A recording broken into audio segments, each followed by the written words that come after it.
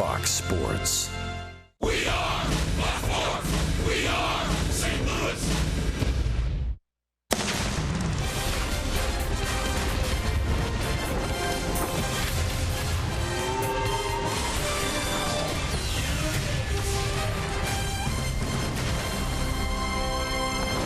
This is St. Louis Cardinals baseball. And it's a day game, a beautiful Sunday afternoon here at Busch Stadium. The Cardinals looking for a sweep. It's the Philadelphia Phillies and the St. Louis Cardinals. Jim Hayes is here, so is the Mad Hungarian Al Raboski. I'm Dan McLaughlin. Let's look back to yesterday. How good was Carlos Martinez? As good as you possibly can be. His first complete game shutout. And he had 11 strikeouts, just one base on balls, 4 hits allowed. He was in complete control all game long. What an electric fastball and slider he had yesterday.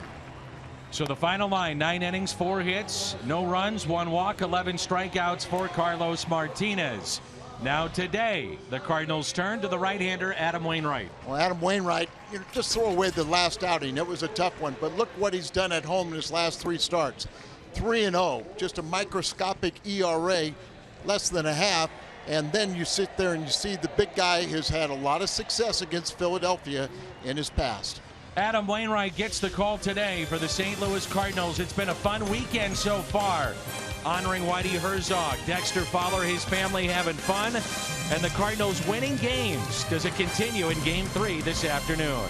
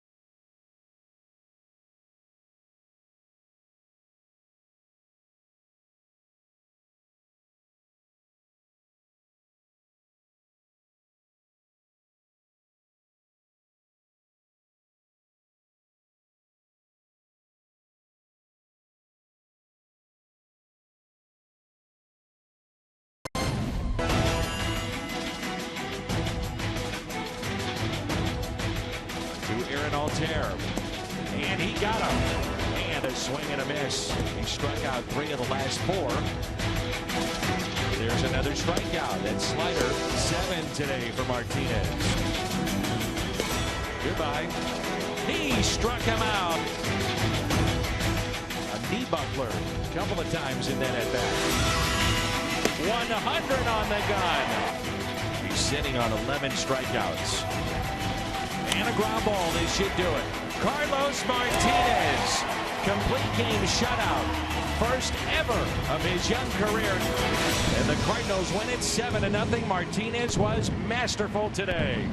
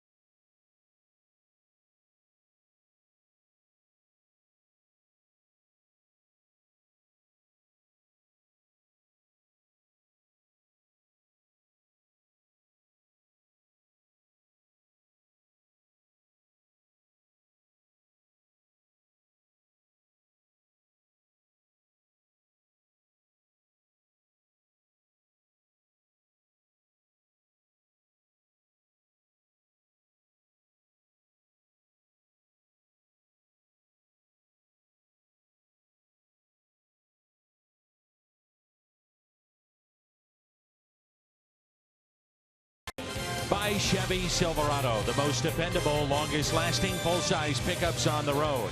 Find yours at your local Mid-America Chevy dealer.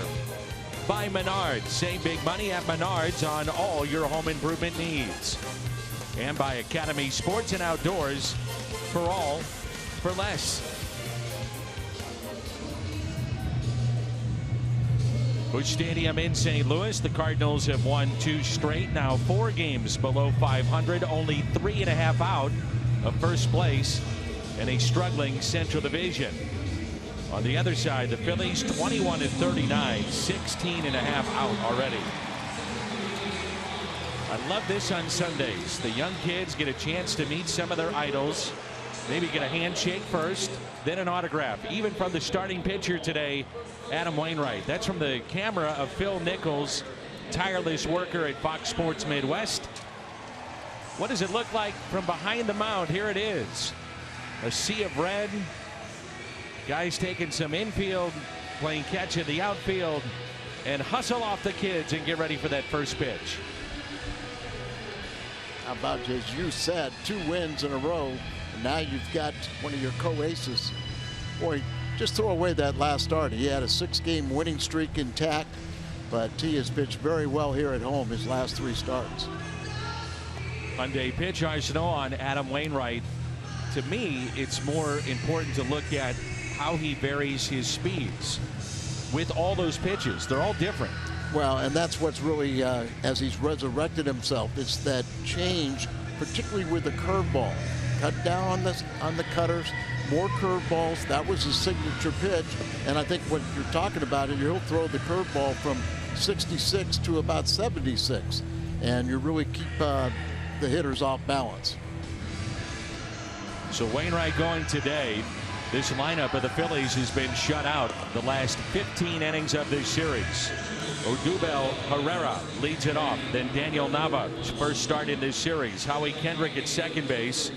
Tommy Joseph, Michael Saunders, Maikel Franco, Andrew Knapp, Freddie Galvis. Good numbers against Wainwright, and the pitcher, Aaron Nola.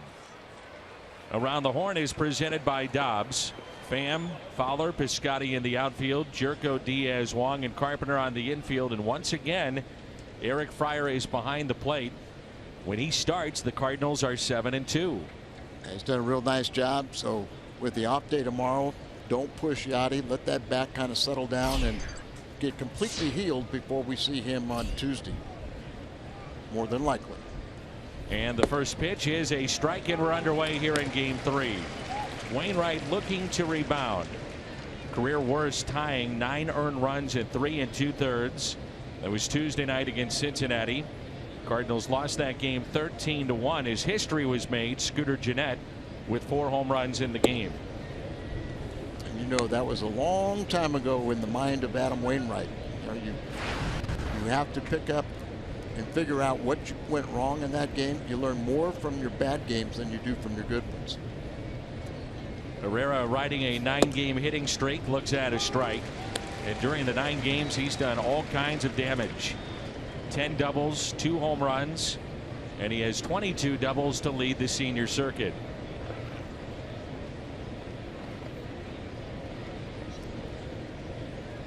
Here's a 1-2 pitch. 2-2. It's been an interesting year for Adam Wainwright. Off to a very slow start, struggled to get into the 6th inning. As you mentioned, ditched his cutter. Mechanically, he's on top of the ball more. Had a great string of games, and then coming off a very tough loss.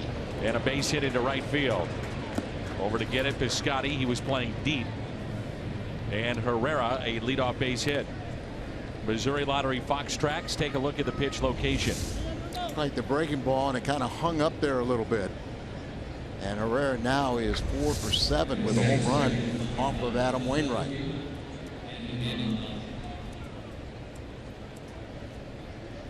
Here's Daniel Nava, a switch hitter. Just 1 for 11 from the other side of the plate. 326 though, is a left-handed batter this year. 306 overall.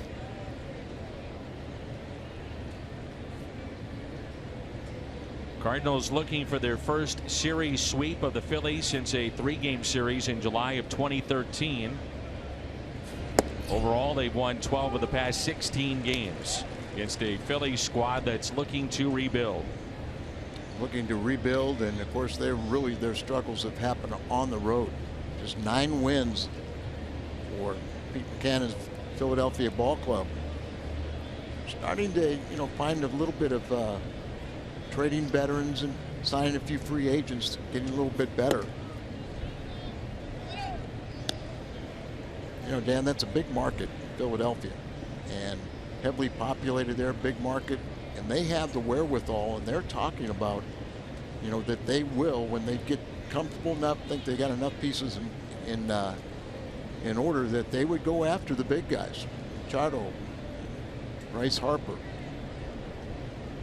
Harper has just destroyed the Phillies in his career too. He loves hitting at that ballpark. But he's going to have some other suitors along the way too. What a problem, huh? You want this check with all these zeros, or how about this city with this check? 1-2 the count. And the money. It's going to be very interesting to see what happens.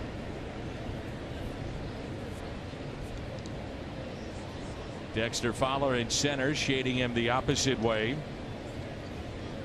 1-2 the count. Wainwright looking for a ground ball, and it's hit out of play. Well, game 1, the Cardinals won 3-2. Michael Wacha, 6 innings. Then Bowman, a scoreless 7th. He struck out the side. Rosenthal an 0. In the 8th and 9th, Tommy Pham with the great catch. But game 2, all about Carlos Martinez. Saw those numbers against Wainwright. Good explanation why he's in the lineup today. And there's your ground ball, and it is foul.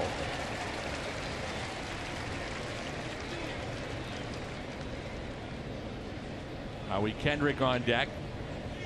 Phillies have made a roster move today as you get a look at Carpenter make this play. And he stepped on the back just in case, would have had the out there, then the tag potentially at second base. Cesar Hernandez is out with an oblique issue, and Joaquin Benoit, you mentioned the other day, he would be activated on Sunday. And this is why we always say that sometimes things have a way of working themselves out. Player gets hurt, he steps in. That's one of the reasons why they don't really talk about moves before they actually happen. And it's amazing how frequently someone will come up injured. In the case of Herrera, it was trying to make a play on Tommy Pham and made an off-balance throw, and that's when he, strained the oblique. Both teams really struggle for offense. The Phillies just 4 runs in their last 4 road games, averaging under 4 runs a game on the road this year, and that's worst in Major League Baseball. They played 18 innings so far. First 2 games of this series, they've scored in only 1 inning. The 3rd on Friday. So 15 straight innings heading into this contest today without a run. 7-pitch at bat for this point. Adam trying to figure out what he's going to do, try and put him away with. Here's a 2-2 pitch to Daniel Nava. Hit up the middle and a base hit into center field. Herrera had to make sure that wasn't caught, so stays put at second base. And the first 2 have reached for the Phillies here in the top of the first. 2-2 pitch right there, and they wanted the cutter inside. But this is what happens when you don't get on top of the ball. That ball just up over the middle of the plate, says hit me. Really no movement, no downward tilt. The downward tilt so important when you talk about a cutter. It can move, but if it moves on the same plane laterally, that's a hittable pitch. If it has a little tilt, then you get the ground ball.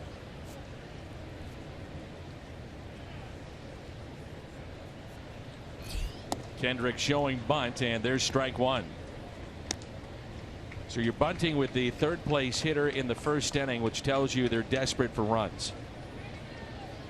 Probably tells me that he's doing it on his own.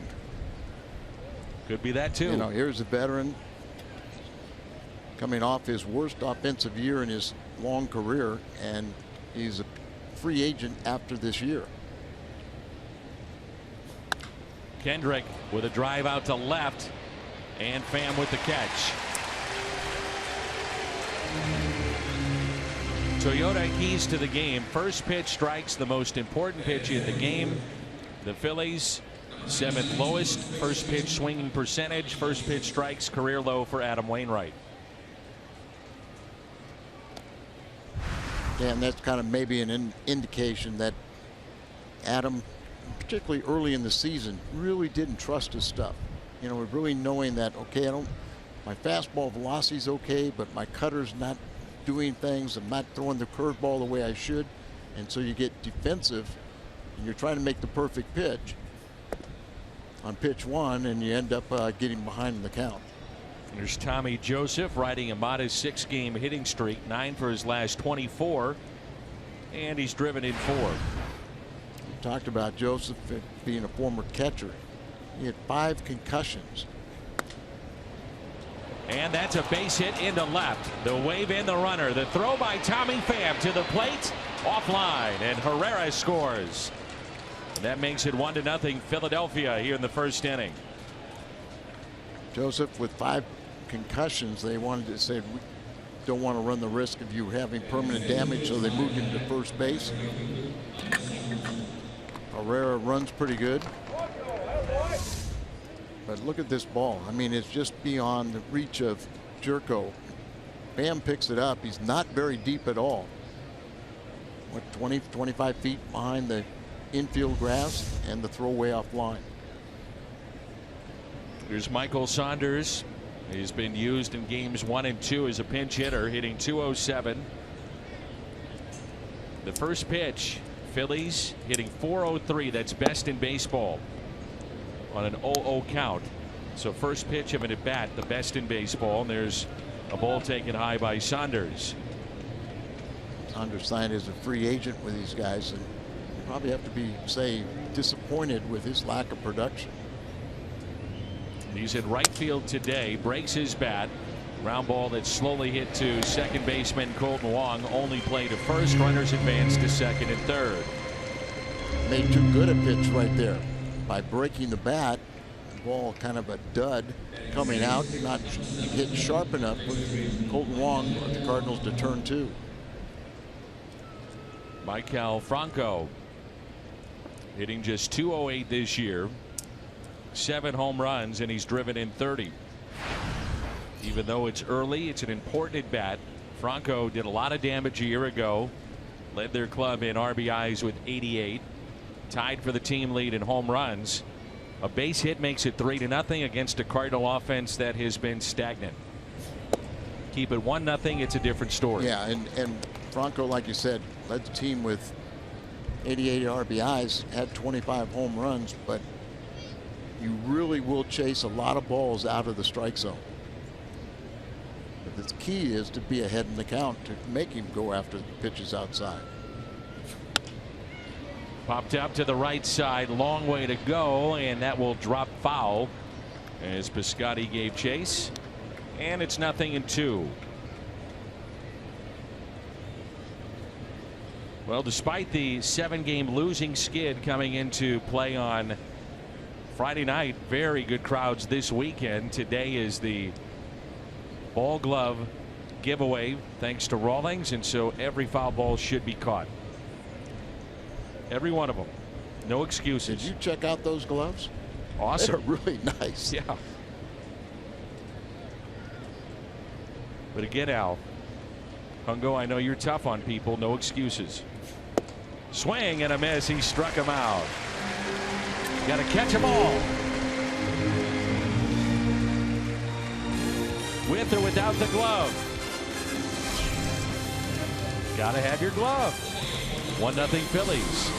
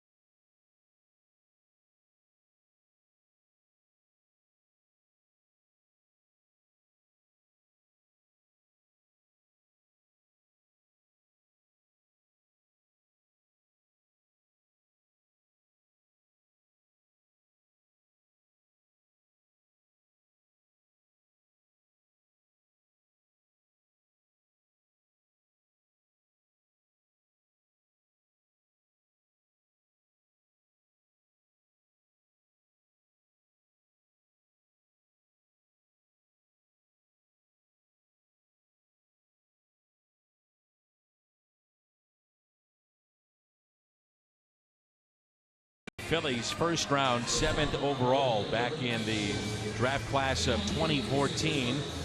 Makes the start today.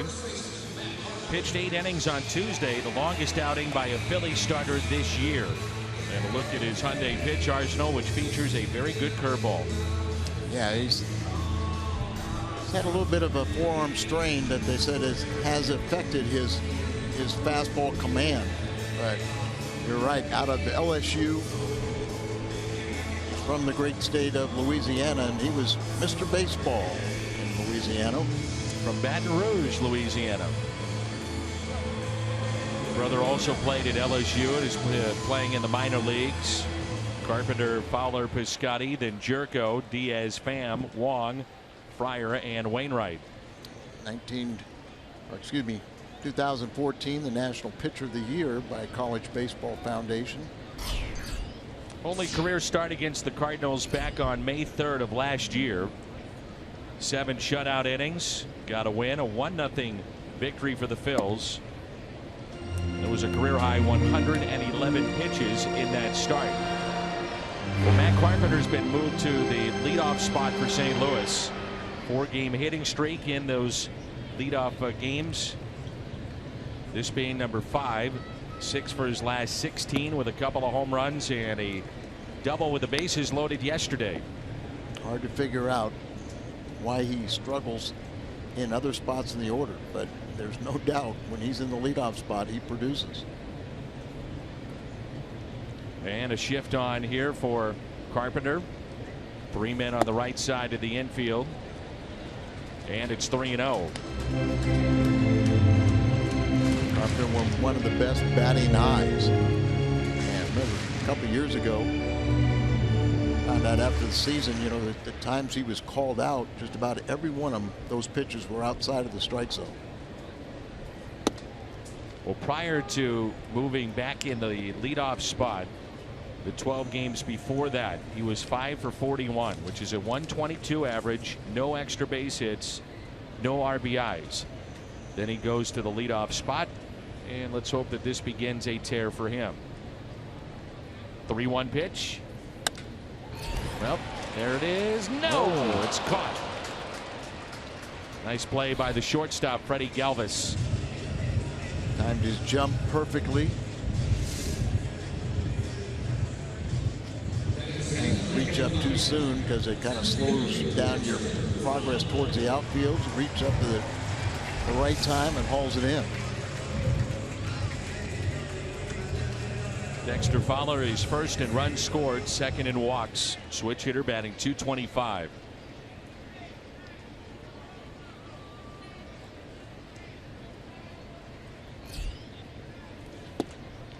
And a fastball and a strike.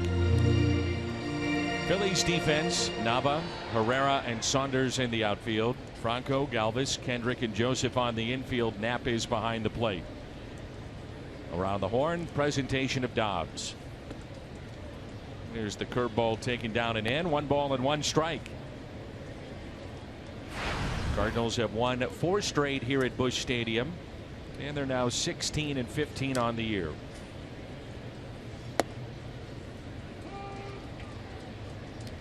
One and 2 the count. Dexter's hit a home run off of this pitcher. Ooh, doesn't get the call. Home plate umpire is Tom Woodring. Ed Hickok's down at first. Ron Kolpa, the crew chief, at second. Chris Conroy at third. And all these umpires sit over the inside part of the plate, inside shoulder, and the pitch that's right in front of them, they frequently miss, like that last one. And he misses there.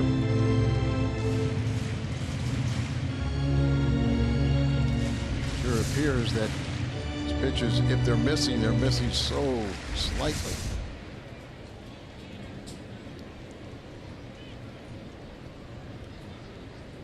Here's a 3-2 pitch. That's ripped fair. Will it carry to the corner? It will. Fowler on his way to second base. Those long strides carrying him into the bag at second for a 1-out double.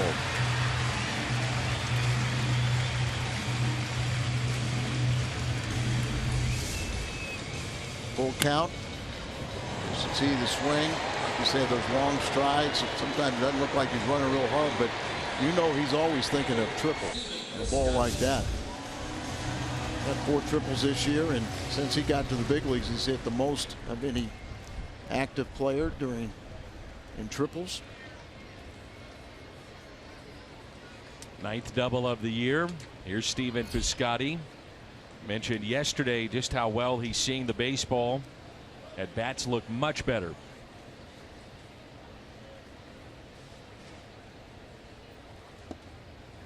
And a pitch taken for a strike. If it is a tight strike zone, the hitters will adjust, and that's when you do have the long games or hittable pitches I mean, for all intents and purposes, Fowler should be out.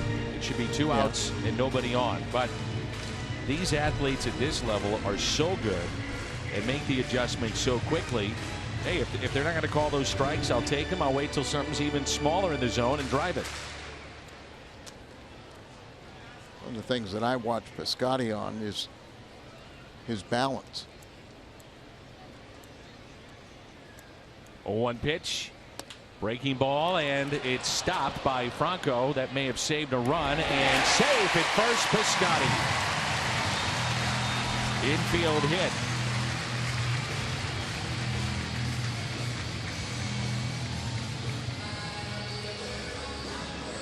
Real nice play by Franco. He really has great hands, and he's got a very strong throwing arm. Comes up here, slings it, and there's more of a likelihood that you're going to have that ball sail on you when you do that. A little worried about the way Piscotty jumped for the bag at the end. Reminiscent of the hamstring issue that put him on the 10-day DL. Ninth in batting is Jed Jerko. He doubled off the wall in right center in yesterday's game, and again Herrera playing him to pole in center, not very deep, and that might play right into the hands of Jed Jerko. Really is using up the middle and a little bit towards right swing pattern. You think about Jed and you think about him power and just pulling the ball, but he's got a 300 average because he's using the entire field, particularly the opposite field.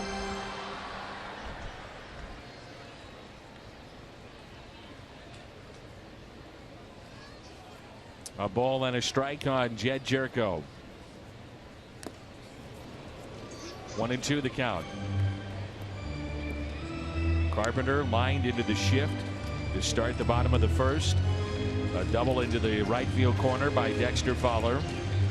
Infield hit by Piscotty. Diving stop by Franco in third. That saved a run potentially. And Aledmys Diaz at the on deck circle.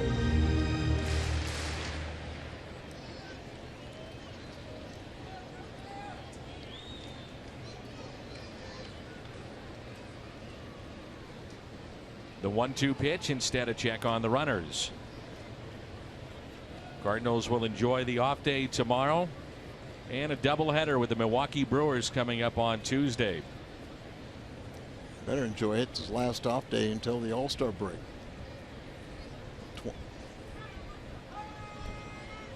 Next road trip, there's another off day too. Between Baltimore and Philly, I believe. Oh, the notes that say that playing 47 swing games and out a of miss. 48. So strikeout of Jed Jerko.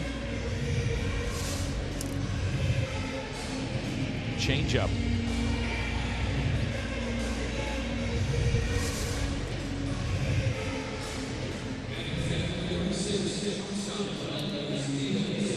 So here's Aledmys Diaz batting .258. 6 home runs. He's driven in 16.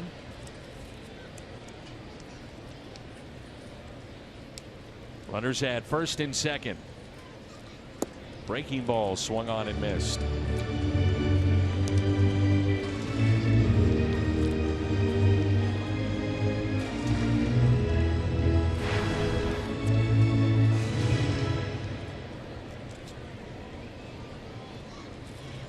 Seems like he's getting a little bit that power swing back. Here's an 0-1 pitch. Fastball misses. Cardinals acquired a left-handed pitcher, Sean Gilmartin, on an outright waiver claim from the New York Mets. He was optioned to Memphis AAA today. Former pitcher at Florida State. We saw him a lot in spring training. He was up and down as a starter and a reliever with the Mets, so some big league time. Here's a 1-1 pitch. Instead, another check on the runner. The Cardinals have announced that Marco Gonzalez will make a start in the doubleheader. The lefty returns to the big leagues after Tommy John surgery and long road back. So Marco Gonzalez will make a start on Tuesday. Good to see him. Luke Weaver is starting today at AAA. And the 1-1. Some of these guys the Cardinals need to figure out, are they in the long-term plans? And Marco Gonzalez, is he a starter? Is he a reliever?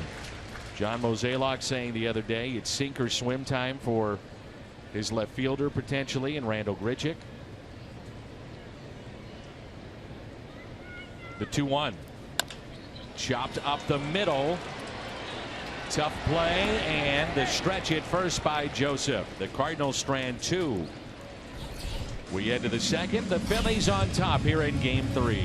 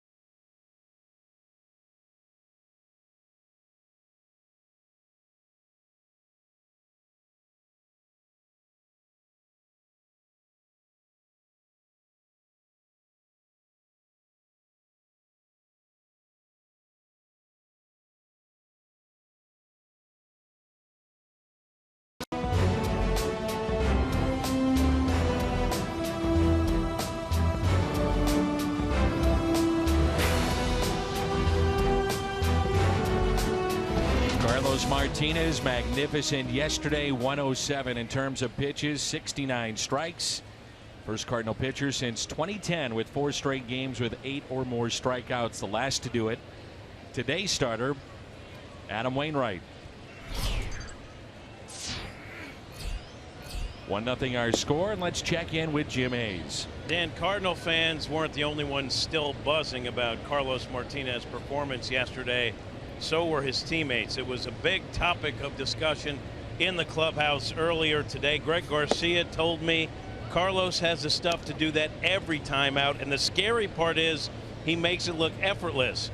Jose Martinez told me when he gets it going like that, he's unhittable.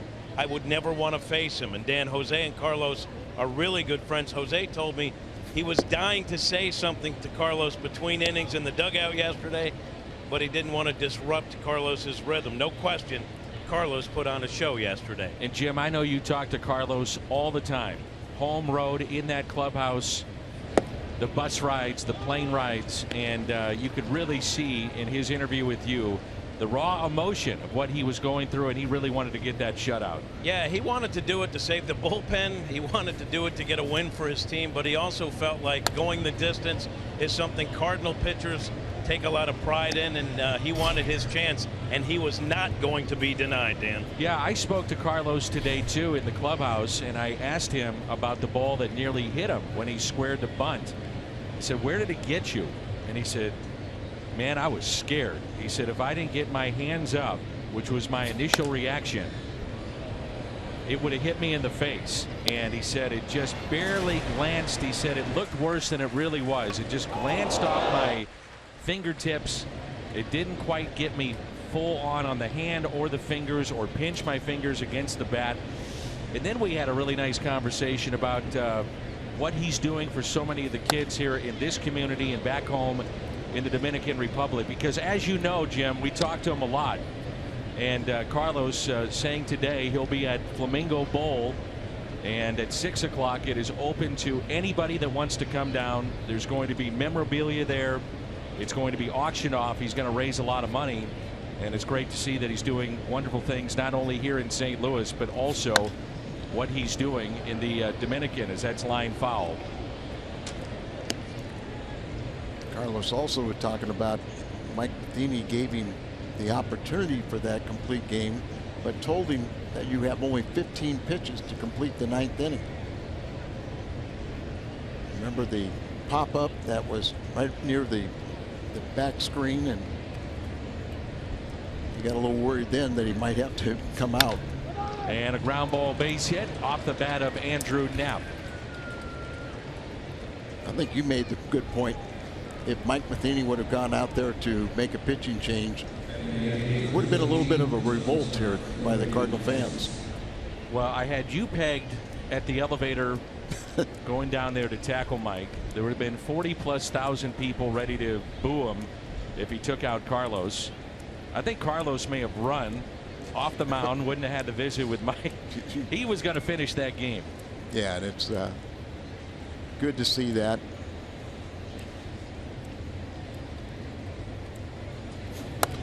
And that's hit out of play by Freddie Galvis. By the way, Carlos, just to finish the thought, he did want me to mention that if you want to come down and be a part of his foundation Tsunami Waves today, make sure and do it.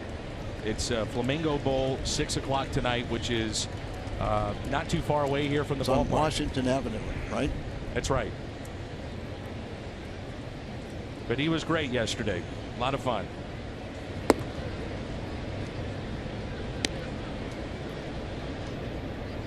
One ball and one strike. Galvis, I mentioned he had pretty good numbers against Adam Wainwright. 5 for 12, 2 doubles, and a home run.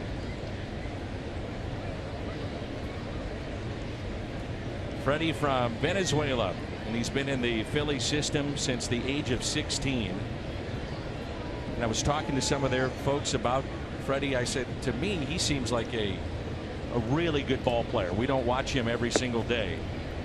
And they agree. They said, we're not sure if he's a middle of the order type guy or a top of the lineup kind of guy, but he shows up every day ready to play, good defensively, and a good teammate. Their top prospect is a shortstop, young 22-year-old shortstop J.P. Crawford.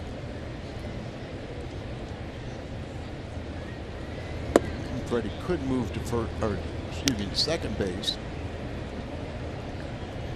Mentioned Hernandez on the DL, their regular second baseman, placed on the DL today. We saw during the commercial break that Aledmys Diaz kind of running cautiously down that first base line. He was checked on by the training staff of the Cardinals. Seems to be okay. Mike Matheny came out, and there's a walk to the 8th place hitter. But we'll keep an eye on that. Who could be the All-Stars for the St. Louis Cardinals? The Esurance All-Star Game Ballot 2017. Vote now at MLB.com/vote. Last year, Aledmys Diaz was late insertion to the National League team. You always see Aledmys running hard down the line, and that's what gets your attention. Yeah, and then you see him bend over like that, just kind of slowed up the bag. You could tell that Mike Matheny said, now tell me the truth. Are you okay? Do we have to take you out? And he talked his way of staying in the game. I'm glad we made the point about Martinez yesterday not getting a lot of run support, which maybe isn't indicative of what his record should be. That could be an all-star, depending on how you want to look at all his numbers. Jed Jerko at third base, he could be an all-star. He's been among the better third basemen, not just in the National League, but the entire game this season. O's third place in saves. There's another one.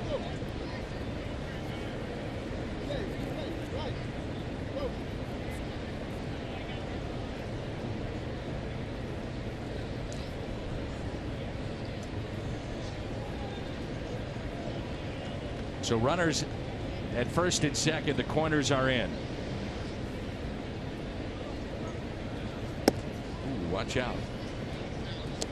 Breaking ball really been troublesome for him.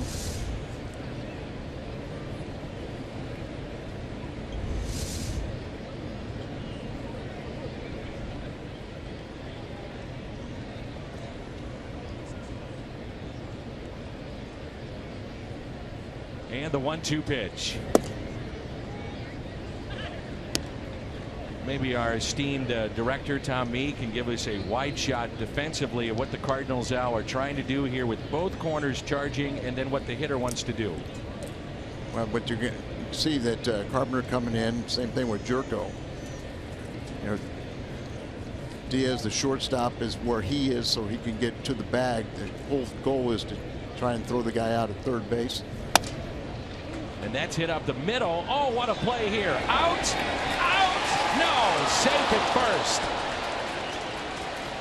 Really nice play by Colton Wong, but Carpenter, remember we showed you where he was playing way in, protecting, guarding against the bunt. So when he tried to get back, and Wong, watch this, he gets this ball, good concentration there, almost hits the bag, but Carpenter trying to go backpedal, didn't know where first base was, and when he went to reach for it or step on it, it was gone. But that athleticism and concentration from Wong. And there you see, not sure where the bag was, and he's safe. Great play, though, huh? Yeah.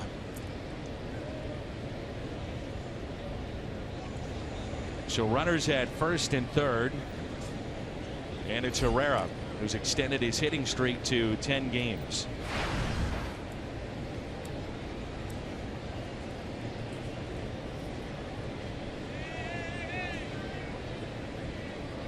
That play by Wong saves a run.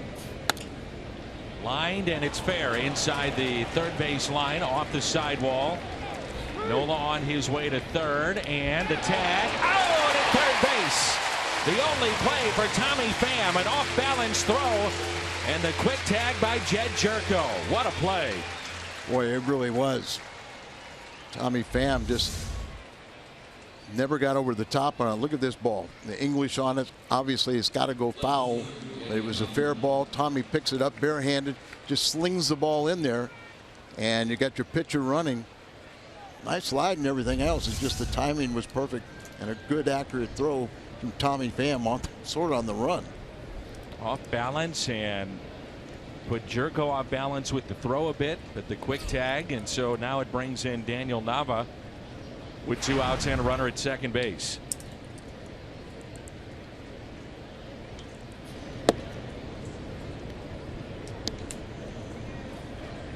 Two to nothing our score. The run driven in by Herrera, his 24th RBI of the year.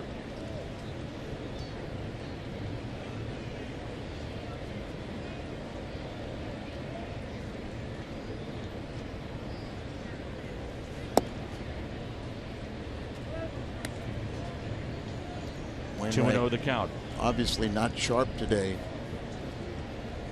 Go up there and he'll battle you, and you hope that you wear down a little bit, and then you find your release point.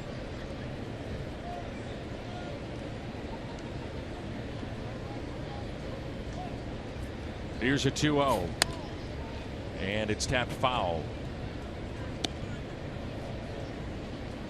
We say it a lot, but left-handed batter with a guy that likes to throw his cutter but has gone away from it at least in the last 4 to 5 starts. Still throwing it, but not at the clip that he was. In left field, Tommy Pham might be too deep. That's where you get a lot of those jam shots out to shallow left.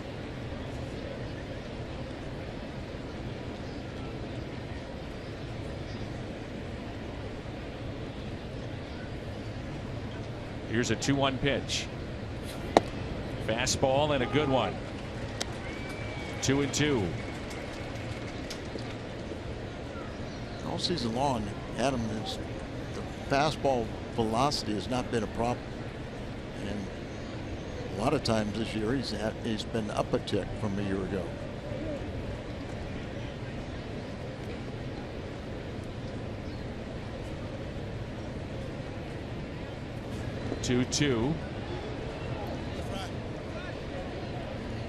Rick Horton has talked about this before too, and I wonder if you feel the same. At times the cutter, if you get cutter happy, can drop the arm angle to where, as opposed to the traditional fastball, you're more on top, and then that allows your curveball to be a little bit more on top too.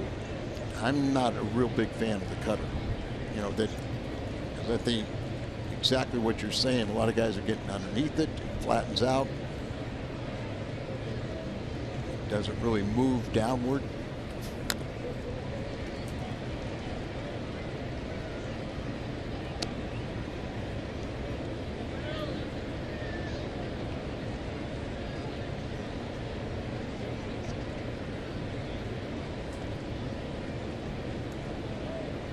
So 3-2 the count. Nava had to step away after taking that off his foot or shin.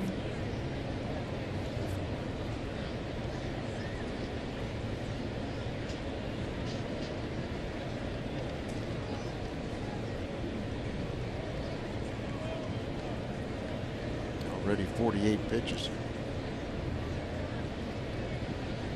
Here's a 3-2 pitch.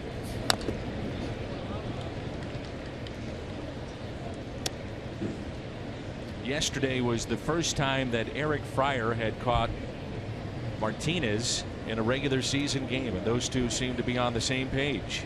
Well, we talk about how Eric very, very much involved with when Yachty's catching.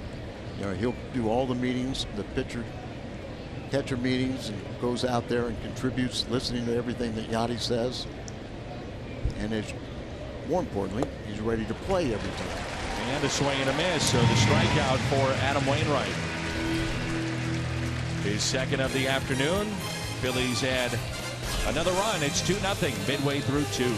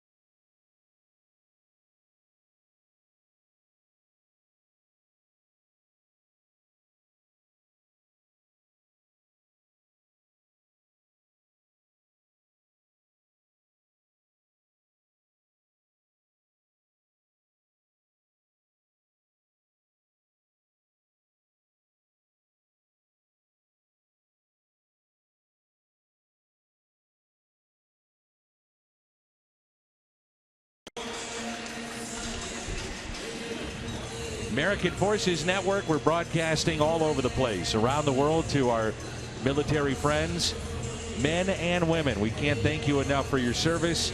We certainly appreciate everything you do for us to enjoy this great game on a beautiful, safe Sunday afternoon here at Busch Stadium. Sit back, relax, take us in on AFN.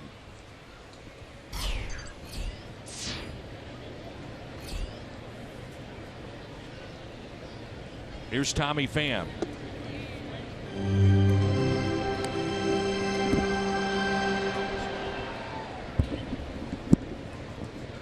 Tommy, the great catch in game one, a game saver at 294 now. And that's taken a little bit low.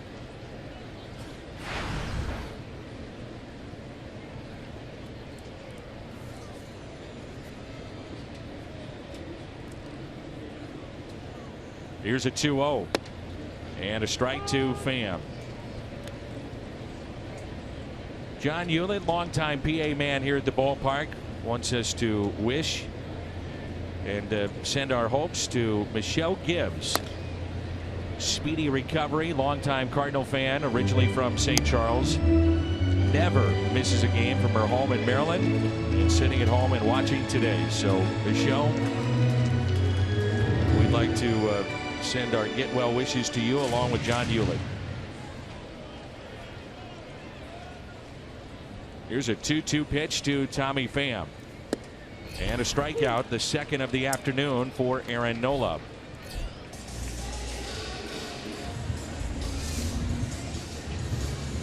Just right down the middle, looking for something else.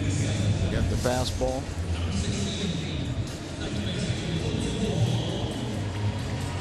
Brings in Colton Wong with 1 out and nobody on. One of your former teams, the Kansas City Royals, Mr. Rabowski. We have a home and away series with them coming up. 2-2. 2 here, 2 there. Should be a very interesting month or so for the Royals. A lot of players up for free agency and what they want to do. They're not having the season they thought they would be having. So you're right. A team could drastically change at the trade deadline.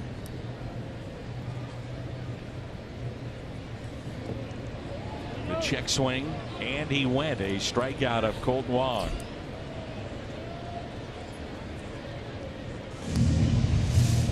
Every time you're going to see this replay from this angle, it always looks like you go break your wrist. So we always hear that Eric Fryer comes ready to play as if he's a starter. So I said, all right, Eric, if that's the case, what's your routine? He starts out with video, looking at the opposing hitters. Then he goes to the gym, works out for 15 to 20 minutes. Off to the batting cage for cage flips. Then he goes into the outfield for cardio work. Now this is all before our first pitch. Then he goes out for BP. He stretches, he says, all the time and even during the game. And he said, if I see my name in the starting lineup, okay, I'm ready to go. But that's his routine every single day.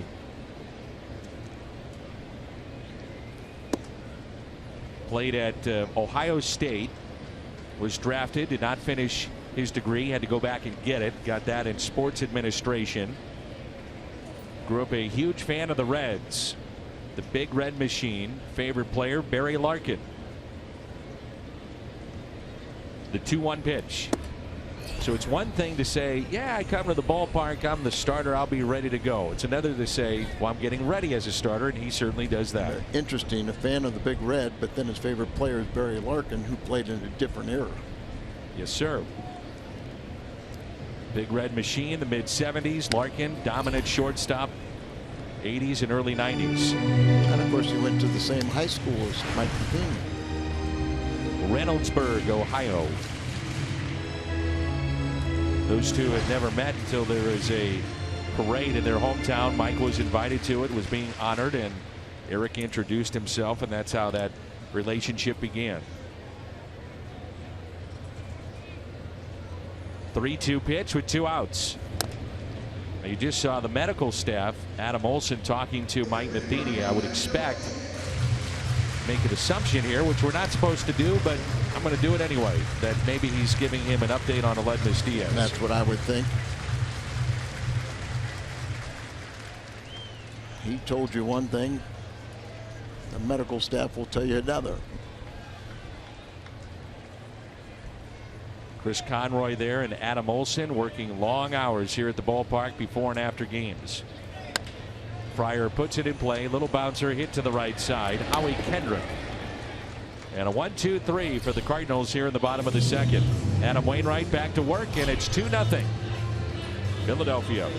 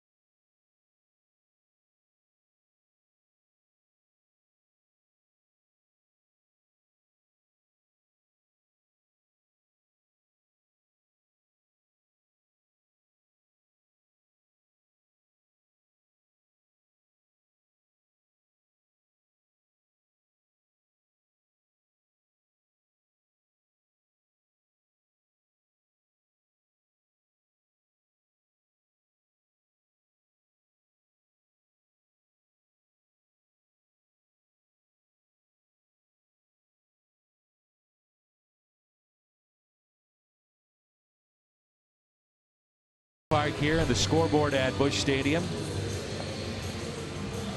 Beautiful day as the Cardinals look for a 3-game sweep against the Phillies.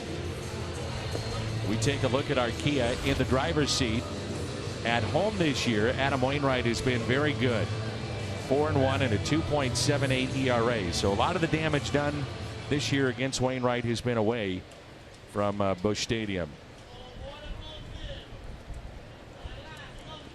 The Rawlings glove that the Cardinals gave away today, it's a good one. That's a gamer. Really is. Very nice. First pitch fouled back by Howie Kendrick. Good to see that Aledmys Diaz is still out there.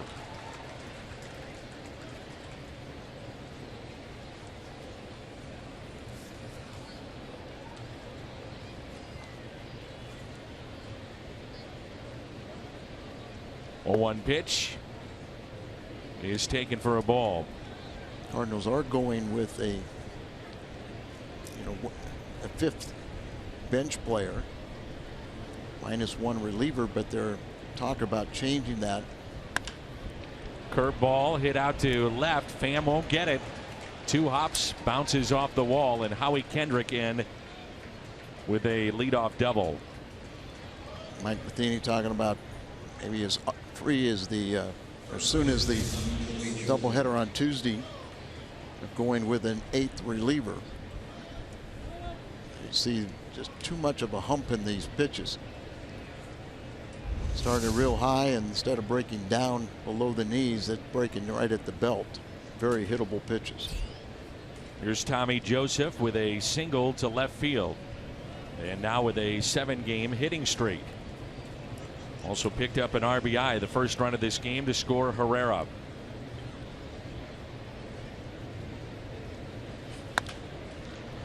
Fly ball into right. Piscotty makes the catch. Runner does not tag up, and a key out. Friday, June 23rd, the Cardinals take on the Pirates. 30,000 fans, 16 and older, take home a Cardinals pullover courtesy of Monsanto. It's a zip-up pullover, features an updated Cardinals logo, new this season. So get your tickets at cardinals.com/promotions.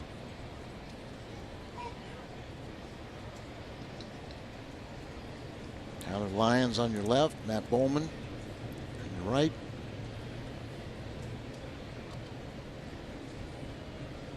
And Michael Saunders at the plate. Grounded out to second base, his first time up. And he looks at strike 1. As you know, Al, I work in the offseason for the club doing various initiatives for the St. Louis Cardinals. And many of the times I'm working with those that work in the scoreboard room every single day. That pitch is popped up. Catch made by Diaz, and a friend of mine and a friend of many inside the scoreboard room needs to get better and get back here quickly, and that's Dave McCubbins. He's in the hospital right now, and I want Dave to know that we're all thinking about him. I want to see him back here very, very shortly. And then Diaz really battling the sun, calling for it. But there you see him just fighting it. Wong there just for insurance. So 2 outs, runner at second, and Michael Franco up the middle, backhanded by Wong. Positioned perfectly, playing up the middle, and a 7-pitch inning, which included a double. We head to the bottom of the 3rd. Wainwright leads it off when we come back.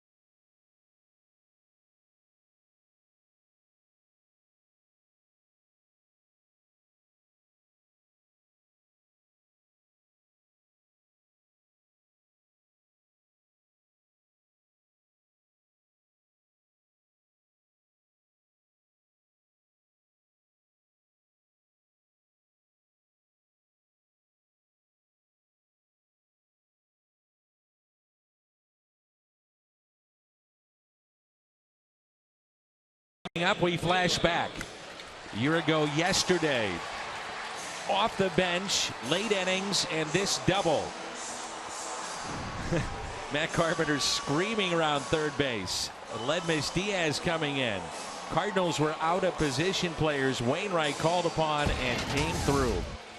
He is one of the top hitting pitchers in all of baseball. The Kubota Power Stats ranks among pitchers in 2017. Wainwright, couple of home runs, 3 extra base hits, and he's driven in 7, and he's first in slugging percentage. And always lobbying to pitch hit. Oh yeah. Mike, you need my bat today? Always in the background, lurking those late innings. How about the game he had where the shutout innings and then hit a 2-run home run to win his own ball game 2-0. Also had a big day earlier this season against the Milwaukee Brewers, who, by the way, placed Jonathan VR on the disabled list, a lower back strain. And so Milwaukee is going to call up their top prospect. A lot of talk about this young man, Lewis Brinson. He was at AAA. They play at Colorado Springs. And he's a consensus top 20 Major League Baseball prospect in whatever publication you look at. So we'll see him in this upcoming week against the Milwaukee Brewers. And usually, if you're going to bring up a top prospect, he's here to play. You got to play him. Of course, we kind of looked up at one of the monitors and saw them cart VR off the field. Seemed like it was a lot more serious than just a lower back strain. But if you ever had back problems, it doesn't matter what you do. Even taking a breath is painful.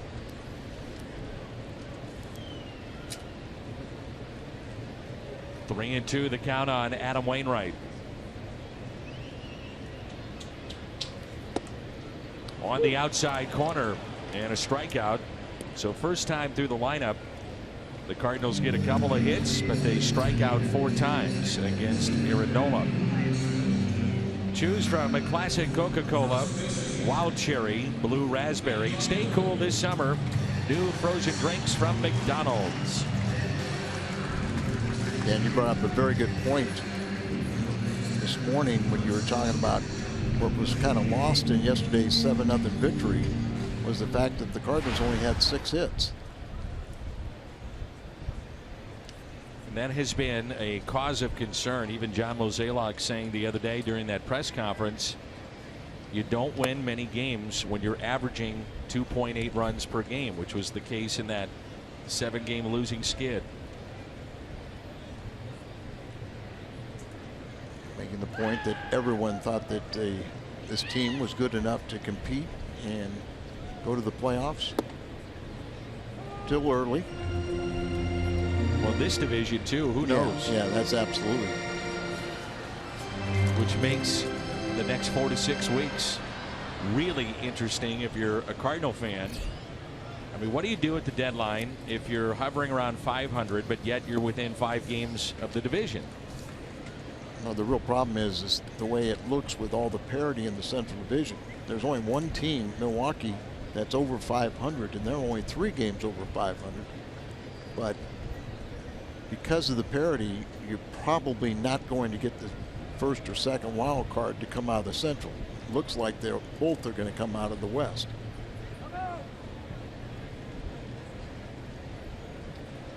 But you know, the philosophy of ownership here is we don't rebuild, we just continue to have a championship caliber team and come out to try and win every single year. Here's a 2-1 pitch. Carpenter with a high fly ball lifted out to center. Herrera going back near the wall, and he's got it. We've been talking all weekend about how shallow Herrera plays, but we've seen him go back against the up around the wall where he's very capable of getting back there and hauling in long drives. You would think with the day was supposed to be around 92 degrees that it would have carried out, but high towering fly ball and Herrera tracks it down. You can feel for the wall. You can actually, the outfielders will actually feel underneath their feet the grass and the transition to the warning track and pretty much know where they're at. So 2 outs, nobody on, and a strike to Dexter Fowler. Doubled into the corner in right field, first time up.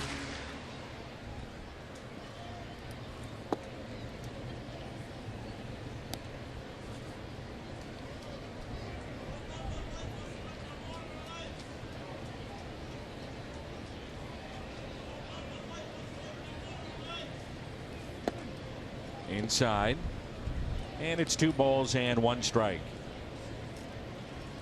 Third baseman Franco is in. Outfield is straight away.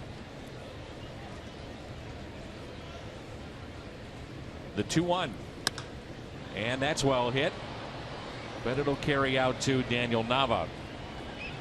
Makes the catch, and another 1-2-3. 8 in a row for Aaron Nola.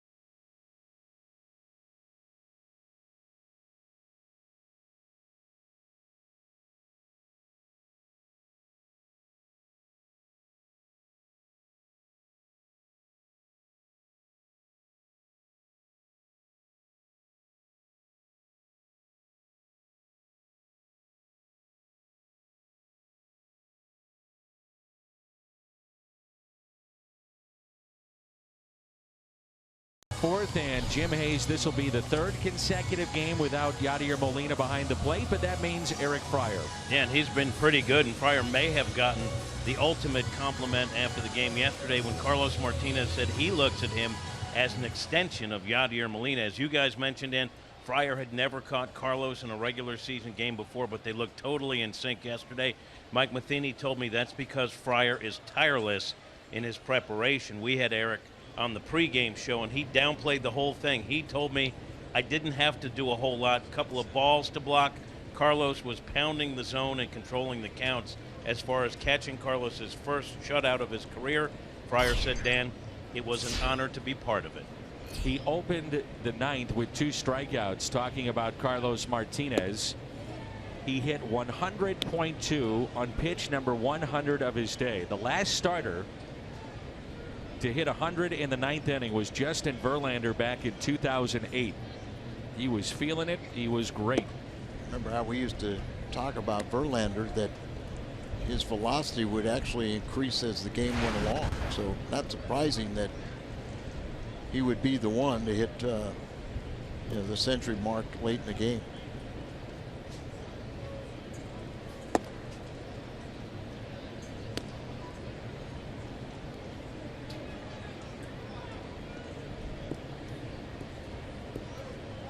So 3-0 the count on Andrew Knapp.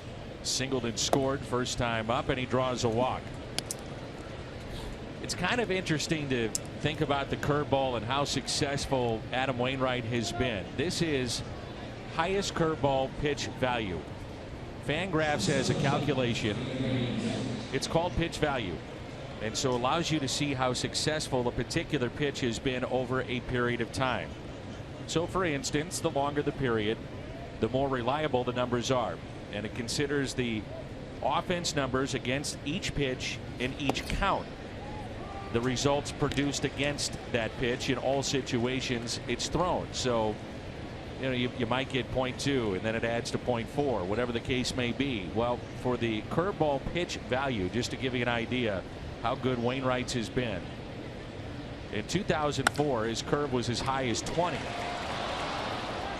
They'll at least get the lead out. Oh, they called it a catch.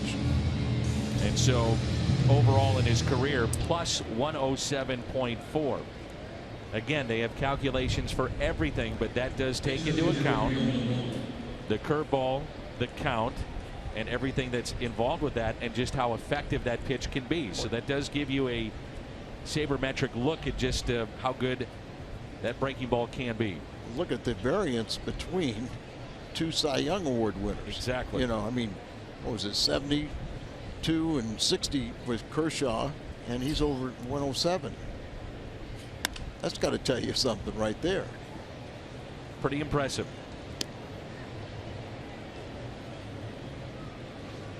I asked Eric Fryer one day earlier in the season. I said, "What do you consider Wainwright's out pitch?" And he told me the cutter. And I was kind of stunned. But several before he started on this streak where he won 6 games in a row, is kind of when he said, "I'm going to go back to my signature pitch, the curveball." And when we show those sabermetric graphics, we understand you don't want to read a telecast. Okay, you don't want to read a graphic every single minute. We get it. But the idea is with something that stands out like that, just take this away. Yeah. It's really good, and it's been really good over the years.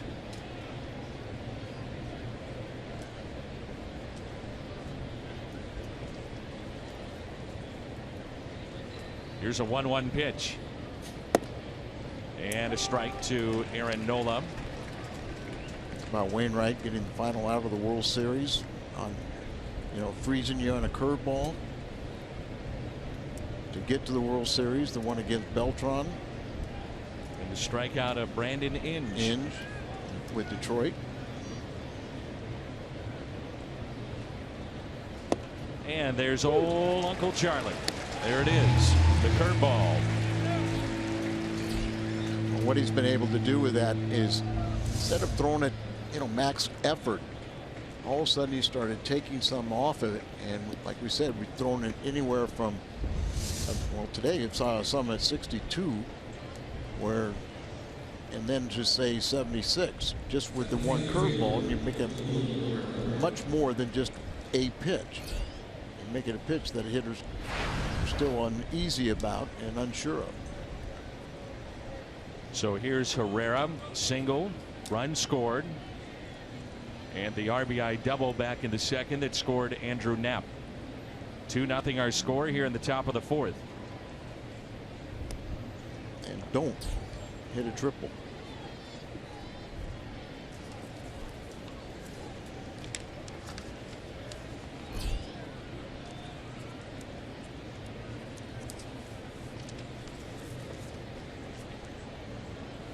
So 2 outs, runner at first, and Herrera looks at a ball. So that's his 11th double during this 10-game hitting streak back in the second inning.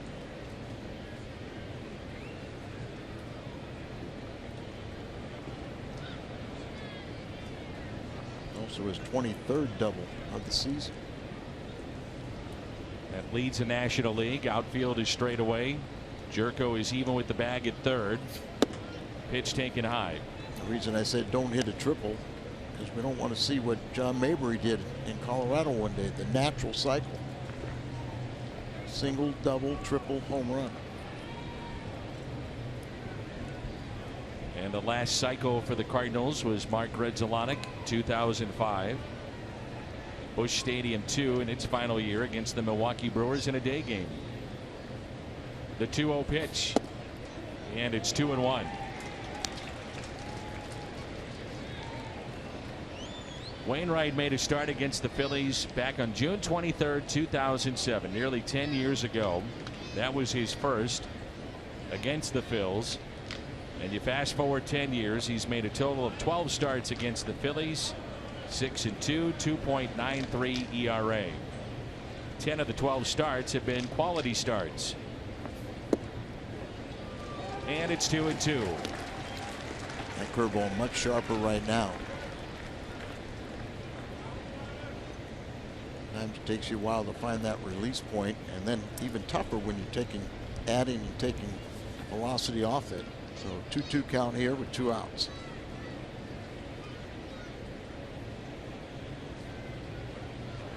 Curveball.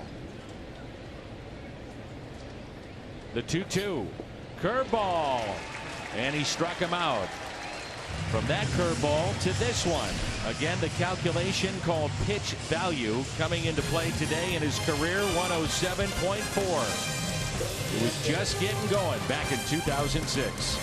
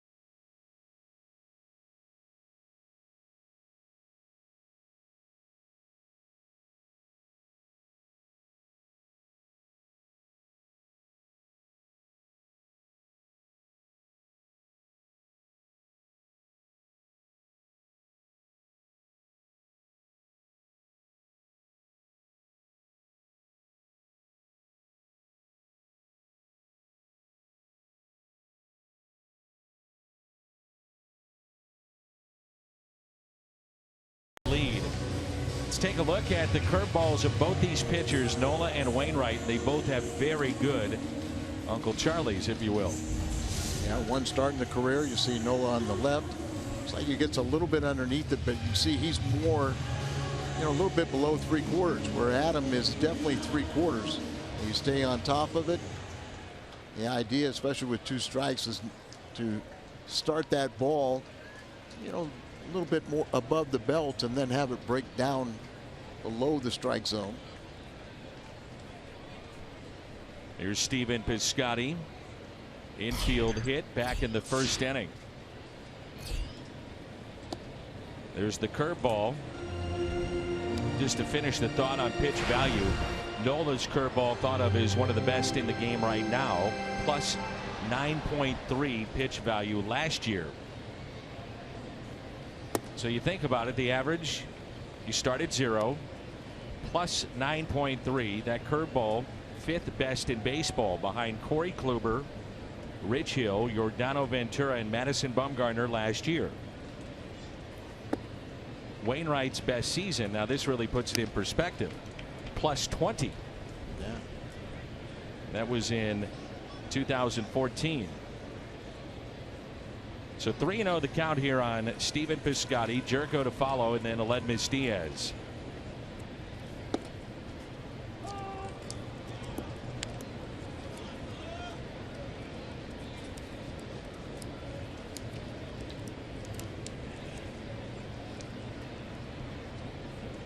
Wainwright was 20-9 in 2014. Here's a 3-1 pitch. 3-2. Good fastball. There was talk that Nola would have Tommy John surgery. He elected not to have it. Rehabbed on his own. And it was a strain in the elbow, not a complete tear. And earlier in spring training, he was only hitting 88 to 90, and by the end it was 91 to 93, and now it's been 94 to 96. And there's a leadoff walk. Margaritaville night, Friday, June 23rd. Purchase of a special theme ticket. You'll receive a Margaritaville-inspired Cardinals t-shirt. Pre-game concert. Those tickets can be yours at cardinals.com/theme. With your iron trap memory, what was it the other day where they had that percentage of how many young kids are having Tommy John surgery? It's like, well, I can tell you this. It was over 80% of the pitchers that had been participating in Major League games. And we went back to the Journal of Medicine, the latest update. And the key there was, when you say young, it was prior to the age of, I think, 18. yeah, I thought it was more like 13 to 15 or 18. And it was in the thousands. Yeah. It was unbelievable. It was almost to the point where some parents are ridiculous and saying, oh, I'll have my son get the Tommy John surgery before he injures the arm, so then it won't interrupt his big league career. Or affect his draft status, which the draft will be held tomorrow.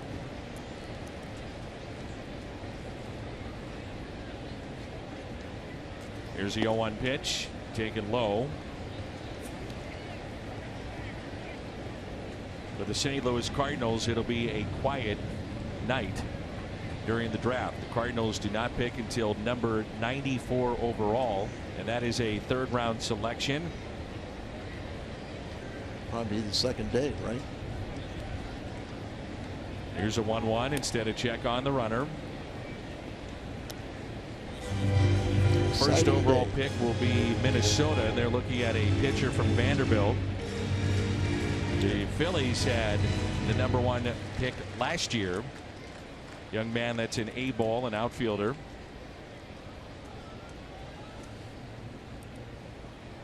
The way I'd look at it is, if I'm a Cardinal fan, am I disappointed that there's not a first-round pick and some excitement with it? Yeah, of course.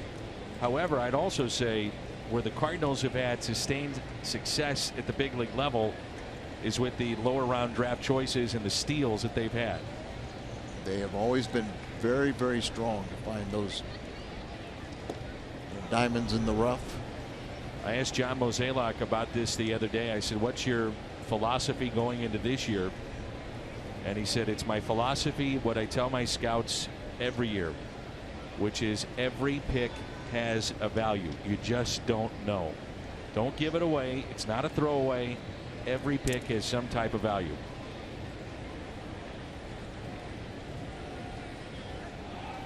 It's amazing, though, too, Dan, that how many, clubs, losing clubs, they get a chance to pick that, the cherry pick the best in the country, and how they miss. I mean, they miss that don't get to the big leagues. Inexact science, isn't it? Oh, it sure is. That's why the strikeout of Jerko. There's a young man in Southern California. I think his name's Green. Does that sound right? You see, look at here. Look at Seager's 41st round draft pick. 21st for Rosenthal, 16th. Fan. Carpenter, 13th round. Gotti, a 4th round. Those are the ones. That's how you grade your draft. Is not by the number ones. I mean, sometimes that's just luck of the draw who comes up and grabs it. But there's a high school pitcher that is about 6'5", 215. Runner goes, and it's tapped foul. Keeping score there, but this young man is, he's a pitcher and also an outfielder, and he was basically offered scholarships from UCLA and the SC about at 9 years of age. He's been going all the camps and everything. His father is a private detective and has worked some of the real big cases with Johnny Cochran, the OJ case, a lot of celebrity cases in Southern California. And this kid,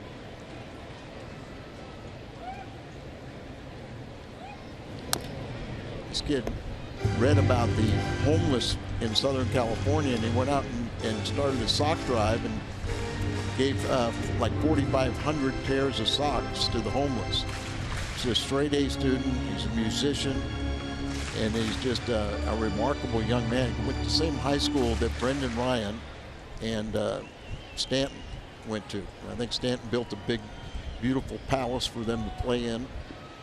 But he's a right-handed pitcher, and some saying he may be the first high school pitcher taken. Number one. So what you're talking about is a lot of makeup with him too. I mean, the Phillies. Yeah. I mean, off the charts. The odd case of Mark Appel, who is in the minor league system right now of the Phillies. You may recall, many thought he'd be the #1 overall pick. He went 8th at one point, then went back into the draft and was 1st overall by Houston, and still has not made it to the major leagues.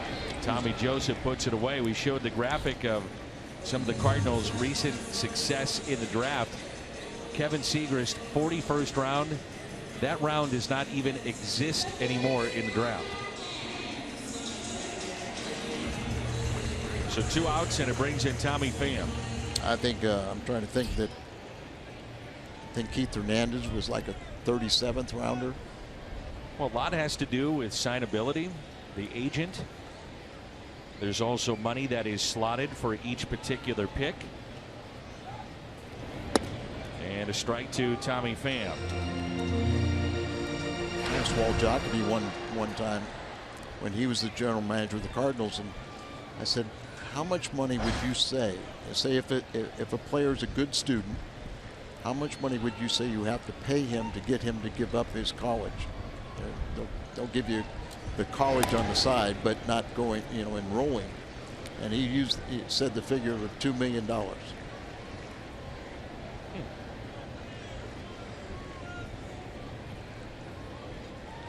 Keith Hernandez was headed to Stanford. His father was a huge Cardinal fan, Stan the Man fan. They served together. And a 42nd round pick for the Cardinals. So when the Cardinals came around to him, they, at that point in time in the drafts back then, a lot of times it was a favor to a GM or a club employee. They took a flyer on Keith Hernandez, and he said, "Yep, I'll sign." Well, and Keith, his dad served with Stan in the Navy. Mike Piazza comes to mind, a favor for Tommy Lasorda. Piazza was, Tommy Lasorda knew the family very, very well. It was his brother that he was the godfather of, and so he said, hey, what do you think of Mike Piazza? They said, well, we saw him, we don't like him. He goes, well, when you get through with everybody you like, draft him. And it was like 66th round or something. Here's a 1-2 pitch. Pham hits it sharply to short. Galvis flips to second for the out. We head to inning number 5, and it's 2-0 Phillies.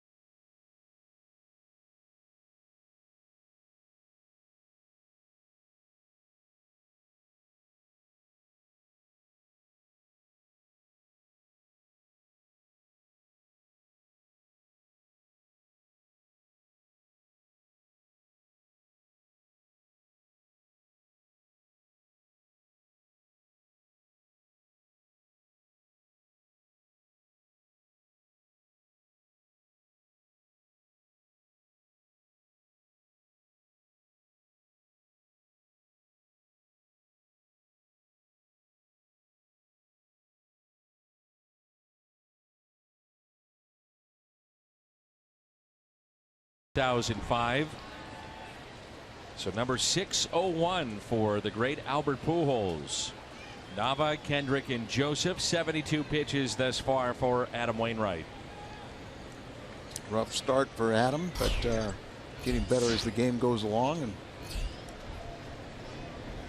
just down 2-0. So get back on offense. Nava lines it out to left. One pitch, one away. U.S. Open is only on Fox. See that on Fox, FS1. Fox Sports Go begins June 15th from Erin Hills, just outside Milwaukee.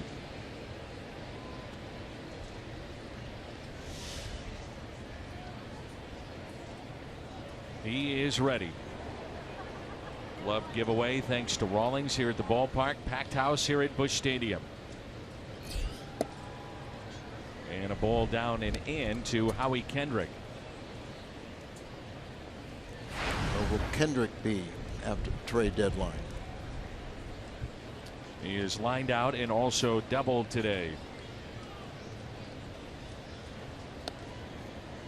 Going back to the draft for a moment, the Cardinals have a suite today, and they invite all their scouts back in town.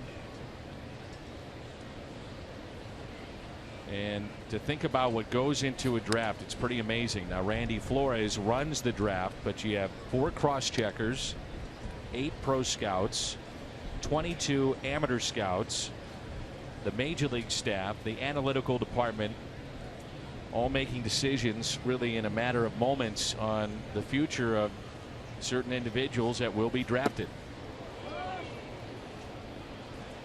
Hit by a pitch. The Cardinals, by the way, also have 20 scouts spread throughout Latin America. But they're all back here for this weekend and certainly tomorrow and the upcoming Major League Draft. Barely got them. Barely.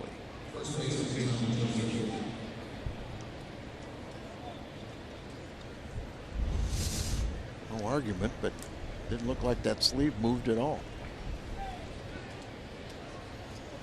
Tommy Joseph has grounded into 9 double plays, most on the Phillies.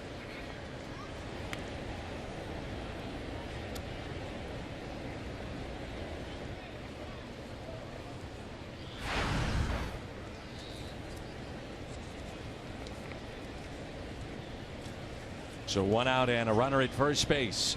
2-0 our score. Phillies about hit the Cardinals 6-2.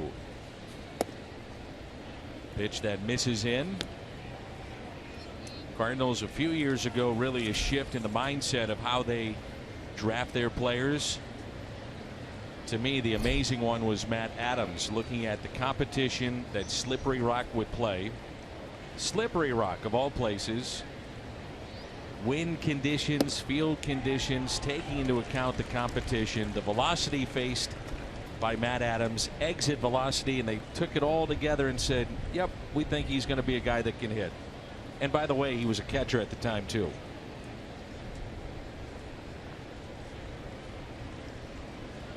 One ball and one strike. That is hammered down the left field line. Home run distance, but pulled foul.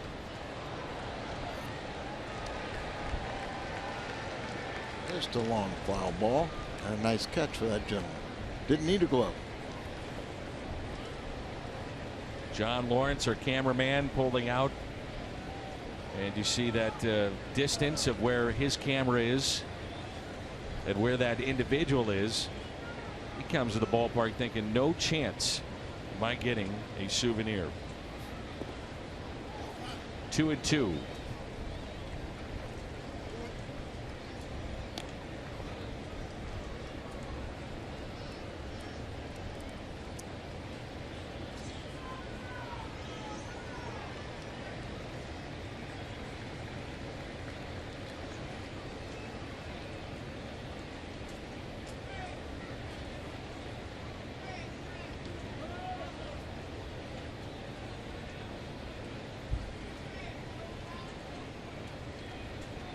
Wainwright would love the ground ball here in double play. The 2-2 pitch to Tommy Joseph. Hit out of play.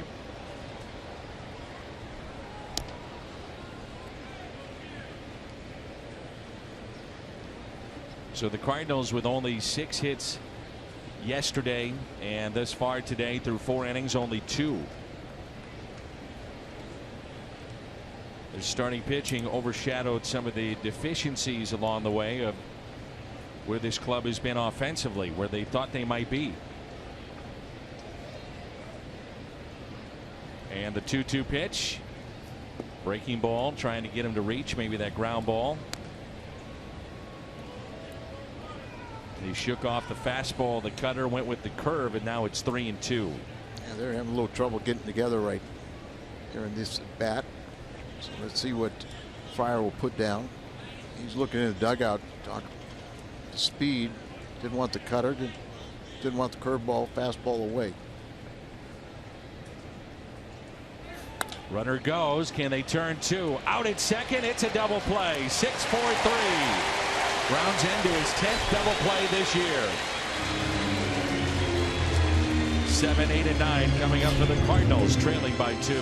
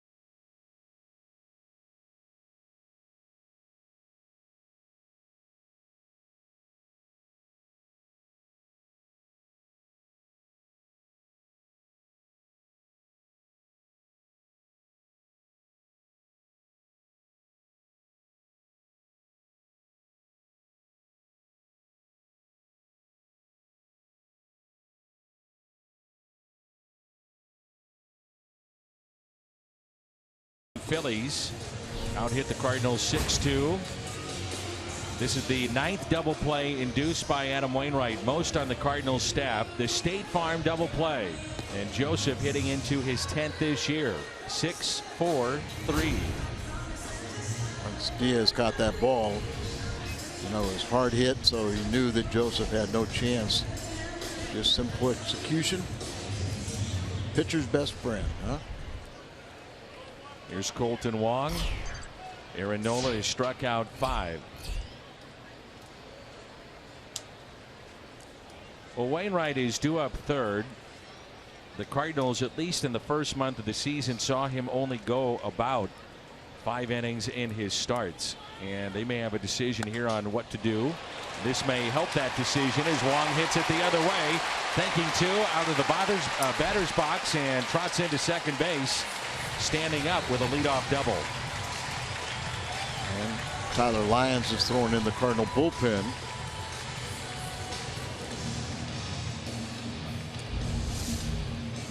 Starting to take this pitch to left field a little bit more often here in the last couple of weeks. Yeah, it's a good sign, you know, when you're starting to spray the ball around, hit it to all fields.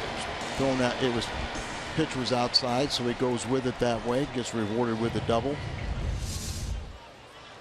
Key at bat here with Fryer. Greg Garcia at the on deck circle, showing bunt. See if we can't get more than 2 runs. There have been 26 complete game shutouts by the Cardinals since 2009. Yadier Molina had been behind the plate in all but 21 of those. And Gerald Laird. Now Eric Fryer.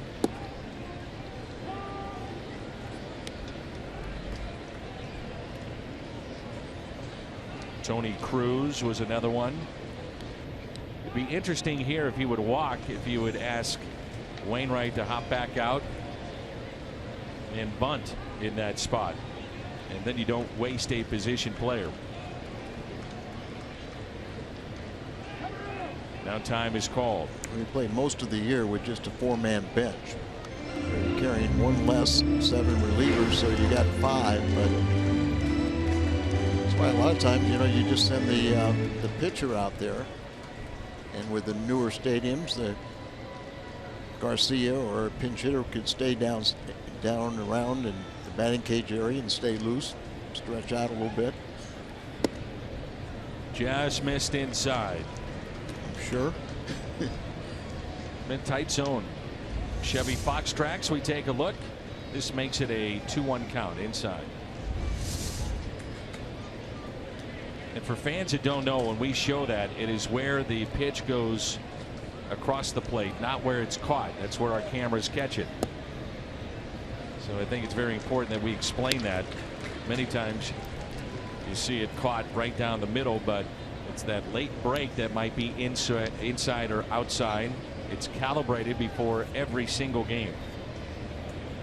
3-1 the count.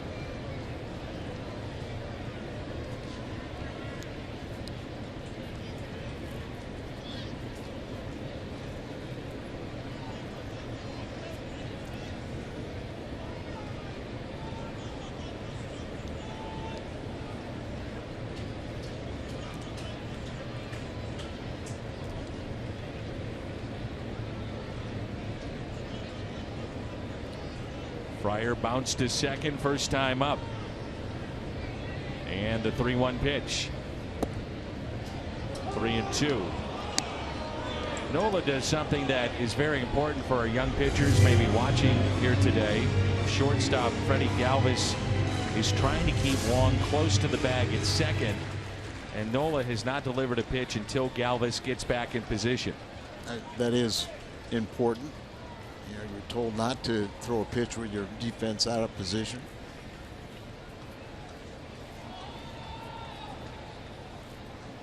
And the 3-2. Boiled a pretty good pitch right there.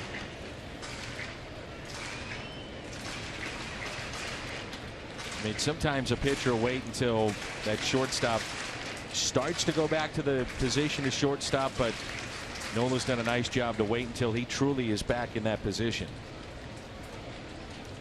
It's interesting, Dan, because some pitchers don't like to hold the ball that long. Exactly. So you kind of have to coordinate that with your middle infielders.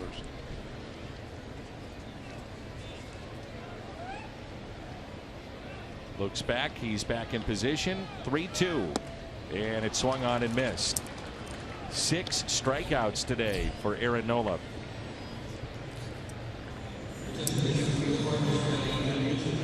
So the Cardinals cannot drive him in or advance him to third with 1 out. And the batter will be Greg Garcia. Quick scouting report, go over what they need to do with Garcia. He has had the most at bats as a pinch hitter for the Cardinals this year, 17, and he has 3 hits. Tough spot, doesn't play a lot, tries to stay sharp. Well, we've seen him at times really have that professional at bat and has a special knack of getting on base. One of the toughest jobs, if not the toughest job, being a pinch hitter. So 1 out runner at second. And a ball inside. Big happy birthday. Speaking of the draft, we'll be talking about this young man in maybe 10 years or so. Happy 7th birthday to Grant Dingus. Grant is here at the ballpark with his dad Kyle. Works here for the club. So big happy 7th birthday to Grant Dingus. That's tapped foul. So we'll see him drafted by the Cardinals, and then we'll be talking about him in about 15 years. Not sure what position he wants to play, But he'll be in uniform. He'll be a big leaguer.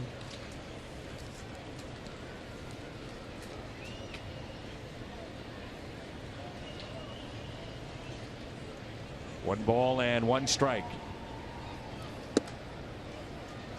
Little bit high. Greg's not one of these guys that has pretty good batting eye, but not afraid to hit with 2 strikes. You know, work that count.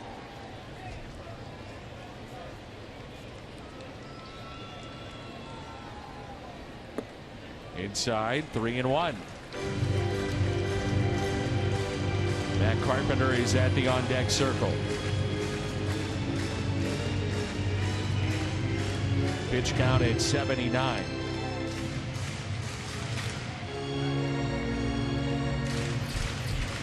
Wainwright was at 84 pitches. His day is through. Lions will come on and pitch the 6th. He's warm and ready. Adam did a nice job. I don't think he had nearly had his best stuff. And it's a walk. Nola, his second walk. Academy Sports and Outdoor Leaderboard. With Matt Carpenter digging in, longest winning streaks against the National League East. The Cardinals currently at 9. Remember, they had that perfect road trip through Atlanta and Miami, and now with 2 wins against the Phillies. So it's at 9. Longest 1982 when they had 12. They were part of the East for realignment in the mid-90s.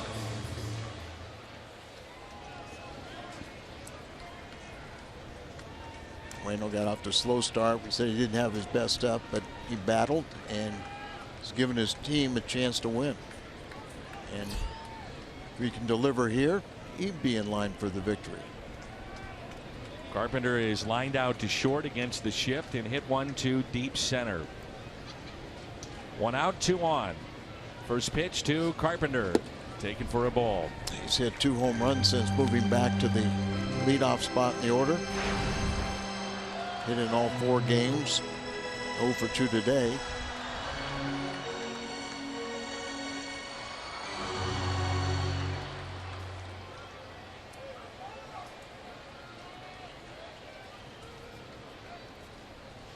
See Herrera now a little deeper for Carpenter, center fielder for the Phillies. And the 1-0 pitch. 1 ball, 1 strike.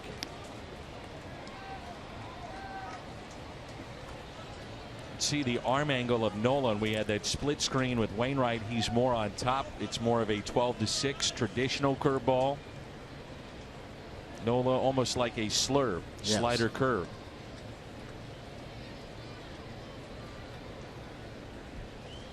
Three-quarter delivery. Here's a 1-1. Left-hand batters get a pretty good look at the release point.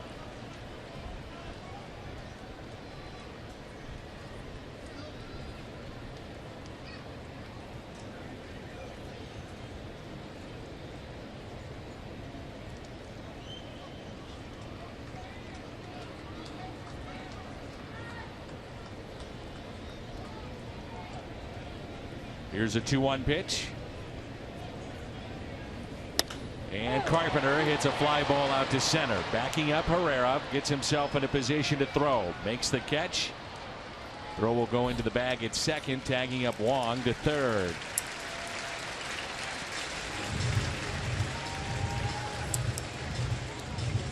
Just some of the little things that you see in a major league game, and Herrera backing up on that ball and finding himself in a position to throw.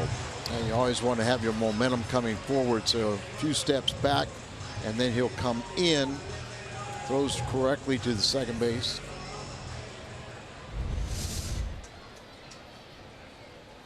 He's a pretty good defensive outfielder.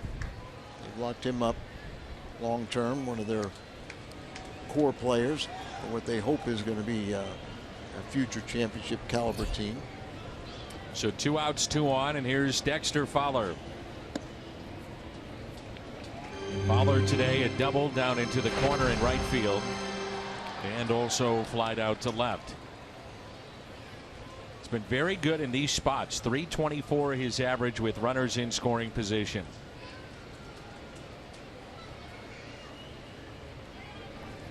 About the way he's come off the bench as a pinch hitter. In game-winning hits.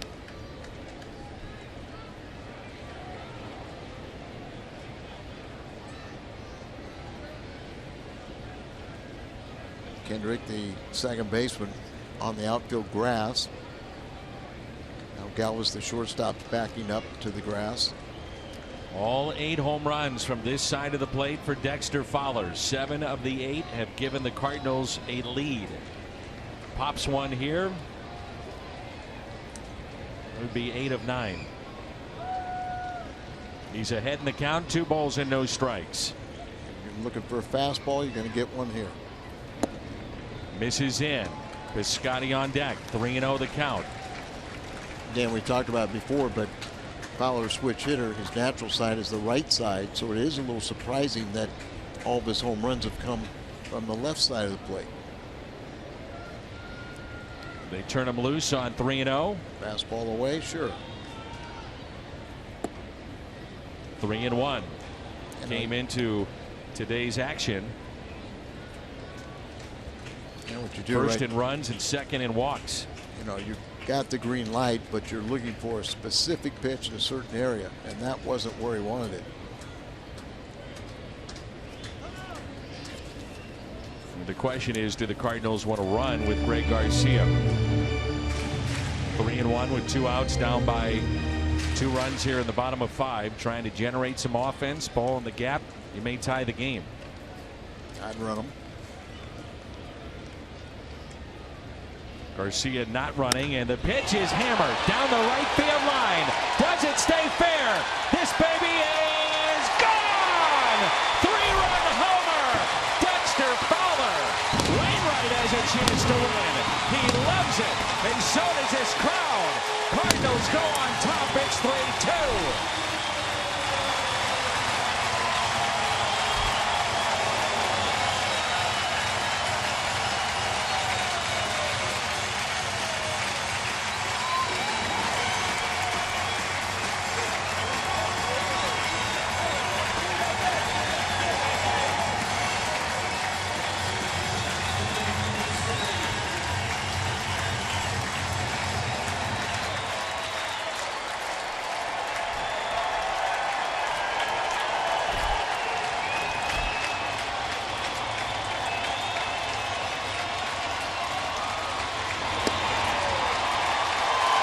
They get the curtain call. 9th home run, Dexter Fowler.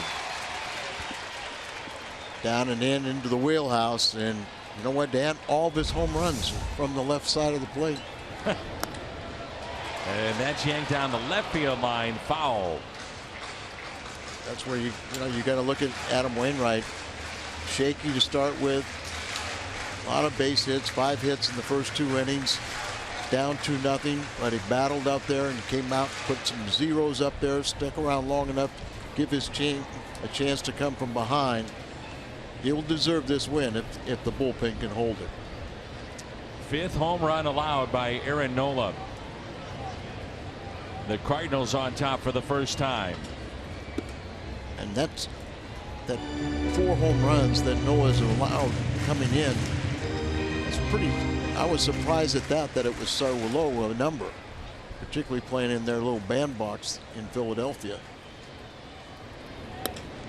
Line to center. Herrera makes the catch. A 2-out, 3-run blast from Dexter Fowler. His 9th home run. RBIs 22, 23, 24. Would it stay fair? It had enough. And the Cardinals go on top. 3-2 after 5.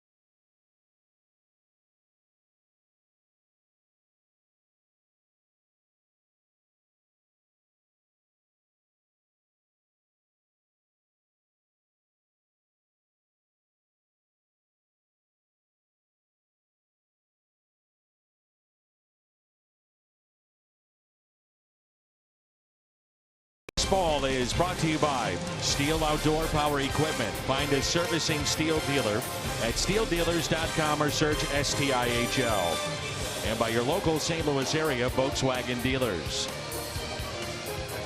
107 miles per hour off the bat of Dexter Fowler as he picks up home run number 9. 8 of the 9 have given the Cardinals a lead. That includes today a 3-run shot to make it 3-2 St. Louis and a curtain call. And now the Cardinals turn it over to Tyler Lyons, and this is our Chevy call to the pen after 5 innings from Adam Wainwright.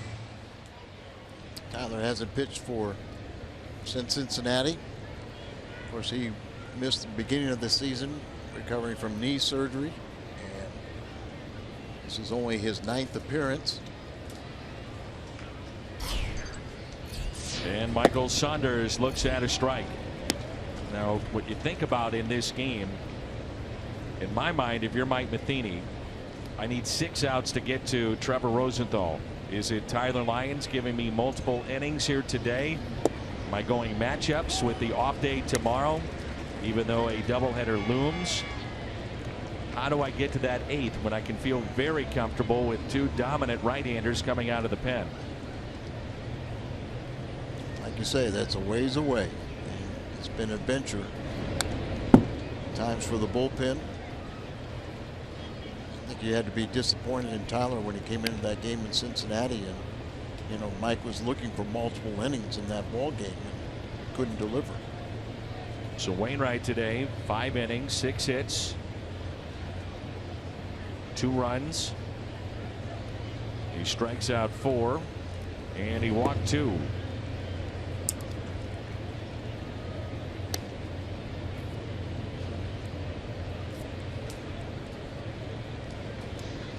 Saunders has grounded out to second base and also popped out to short.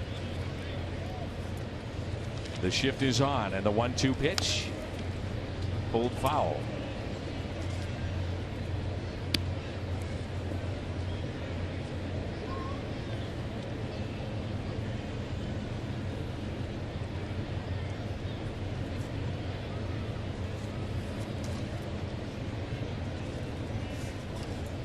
Here's a 1-2 pitch. Swing and a miss, and he struck him out. The Hyundai pitch arsenal for Tyler Lyons. Outside the fastball, you look at his curve and slider. It is a plus pitch for him. It really is. And you know, he has started games, spot started, but his best pitching has come out of the bullpen. Michael Franco. Ground ball hit to the right side. Wong was playing up towards second base. And it's a base hit into right field, and the tying run is on. He's 1 for 3.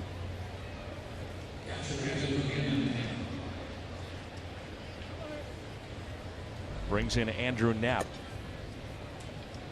They have 3 switch hitters in their lineup.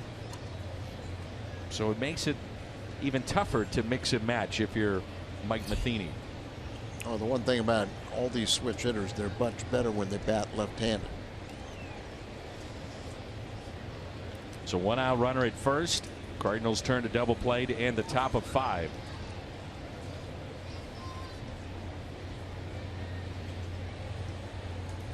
First pitch is taken for a strike. Knapp made his league's all-star team each of the last 2 minor league seasons. AAA last year and then Florida State League the year before.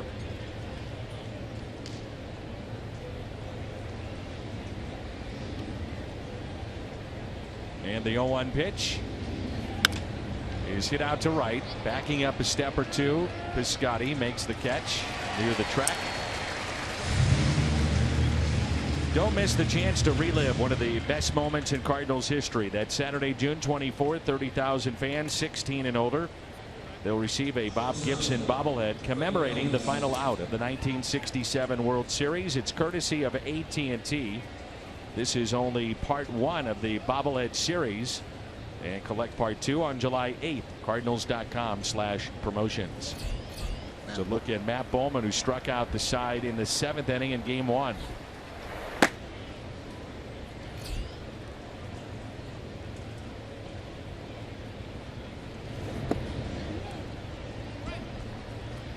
At the plate, Freddie Galvis, switch hitter, has walked and lined out to short.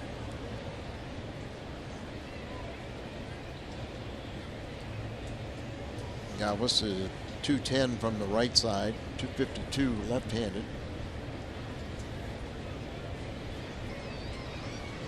Andres Blanco at the on-deck circle. He would pinch hit for Nola. Fly ball. Piscotty. Good work by Tyler Lyons. Gave up the base hit to Franco. No damage done. Midway through 6. Cardinals on top. It's 3-2.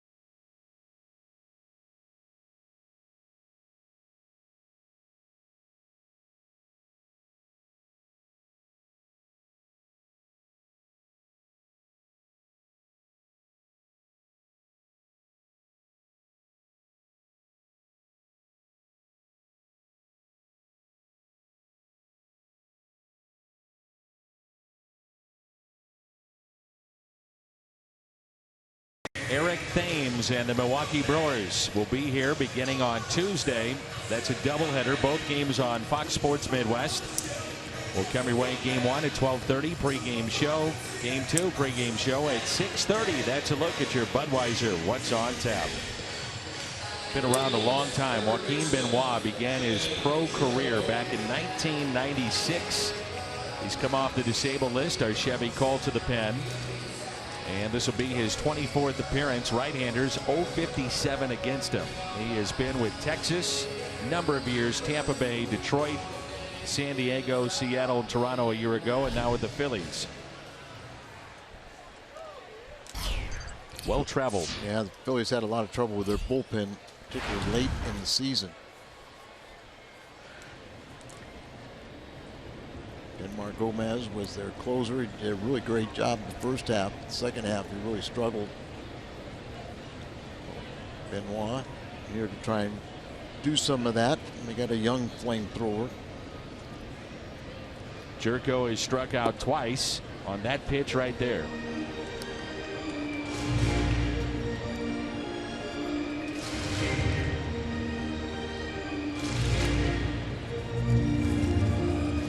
So Nola, the starter today for the Phillies, strikes out 6 in 5 innings, gives up the 3-run blast to Dexter Fowler.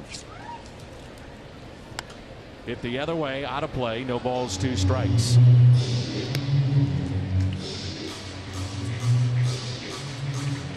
Jerko and Benoit were together with the Padres.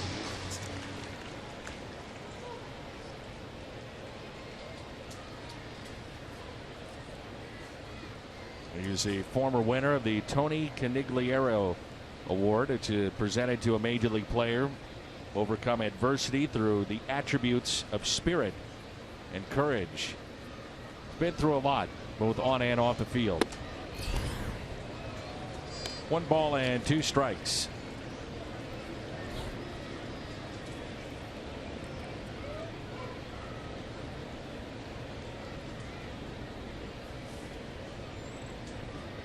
Philly signed him to a 1-year, $7.5 million contract.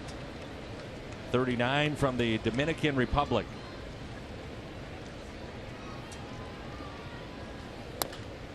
And it's tapped foul.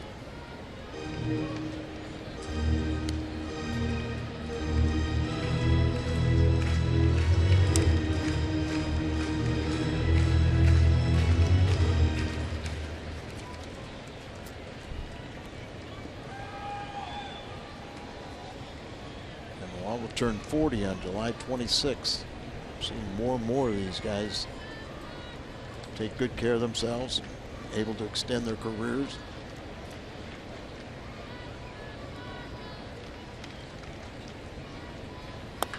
And that's pulled foul. Quite a comeback story back in 2009 after a successful tour in Texas. He tore his rotator cuff, and beginning in 2010 the Rays signed him to a minor league contract with an invite to spring training. Did not make the initial cut with the team, called up on April 29th, and finished the year leading the American League with a 1.34 ERA. And there's a fly ball, shallow left. Galvis makes the catch. And there is one away. Donate blood with the Cardinals. Fox Sports Midwest, the American Red Cross, June 13th, 14th, and 15th. Everyone who attempts to donate gets a special Cardinals t-shirt while supplies last. To make an appointment or to donate, use the Blood Donor app or visit redcrossblood.org and enter sponsor code CARDS.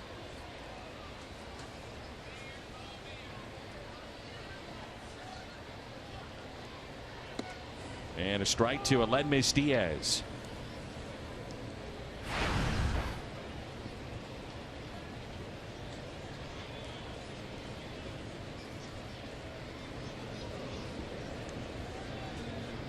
(3-2) our score. The 0-1 pitch. 1 ball and 1 strike on a hot afternoon here in St. Louis. Think about the Phillies. You know, they're definitely in a rebuilding phase, but they play good defense, and it's always important to have a very good back end of the bullpen. 1-2 the count.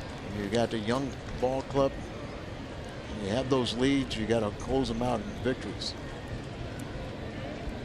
You don't get those leads, then your position players get discouraged and say, why should we battle for 3 hours to get a lead and then have you blow it up in the last couple frames. Up the middle, backhanded. Kendrick, stretch, couldn't get him, and it goes into the Cardinals dugout, and so Diaz awarded second base. And again, limping just a bit. Remember earlier, and especially for those that have just joined us, looked like he came up a little gingerly running down the line earlier in the game, and the Cardinals are keeping a close eye on that. Once again, it looks like kind of jumping at the bag, so let's take a look at it. He really does have good speed, running hard. And you see that last effort where you kind of jump to the bag, goes into the dugout. So a real nice play by Hendrick. Infield single for Diaz, and then he takes second on the throw into the dugout. With that short bench that the Cardinals did have, it would make you concerned in the fact that they already used Greg Garcia, who can play shortstop, but now you have Paul DeYoung in case you had to take out Diaz. Here's Tommy Pham. Well, think about it this way too. You also have taken your emergency catcher out of the game too, Greg Garcia. I was thinking about that earlier with the back stiffness of Yadier Molina. So we're talking about 5 position players on the bench. Well, maybe it is 4 because Yadi, 3rd day in a row, has not started. 1 ball and 1 strike on Tommy Pham. You can get this victory and sweep this 3-game series and have Yadi not participate at all. You know, then you're probably on Tuesday you'd catch 1 of the 2 games in the split doubleheader.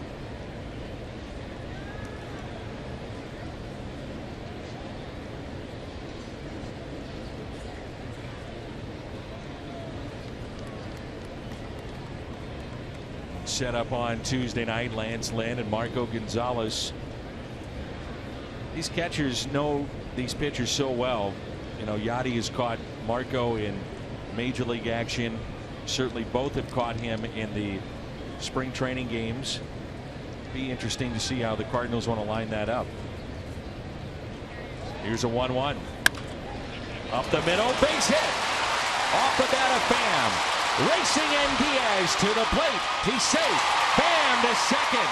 And the Cardinals now have a 2-run lead. It's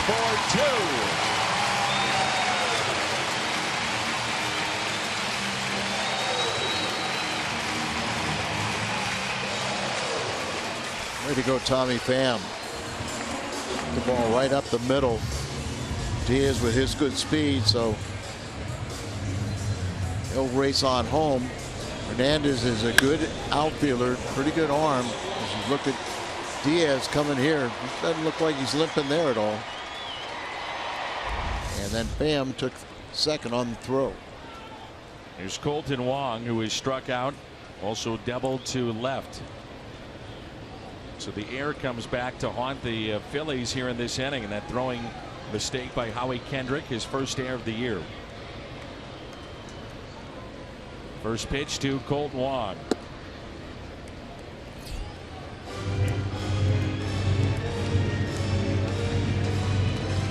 Mentioned the Tony Canigliaro award that was given to Benoit. And Tony C., affectionately known as Tony C., was hit on the face by a pitch. If our younger fans are curious who he is, he was hit. It was a terrible eye injury. He was part of the Red Sox impossible dream season of 1967. And he is a story of inspiration where most thought he would never come back and much less play baseball. There was thought that he would be blind. He did make it back and played in the major leagues, was not the same player, but it's a story of inspiration, and that's why that award is out there. Not sure if it was Jack Fisher who hit him.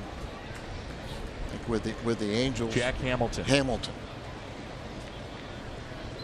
And like you said, he got back, but he never was the same.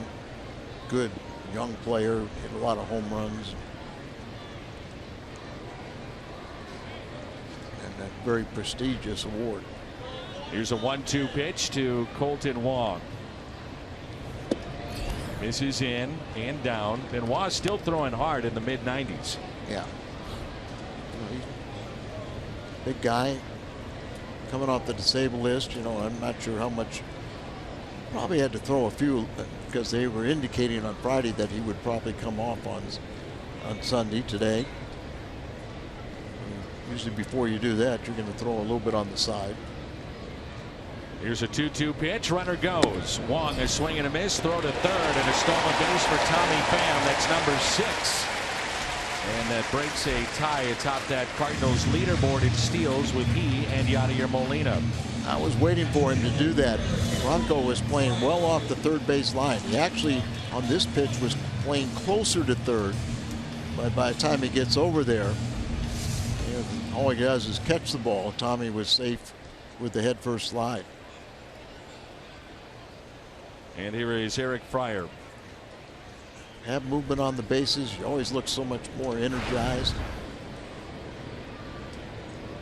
Chad Huffman at the on-deck circle. He would pinch hit for Lions. Matt Bowman looks like he's getting set for the 7th inning.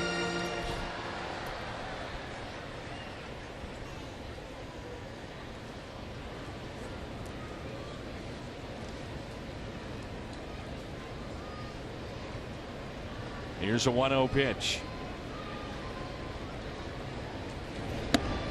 1 ball and 1 strike.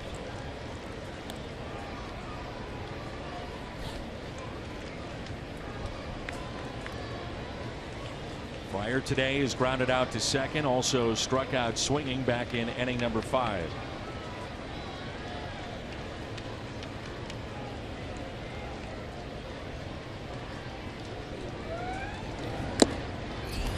Two strikes.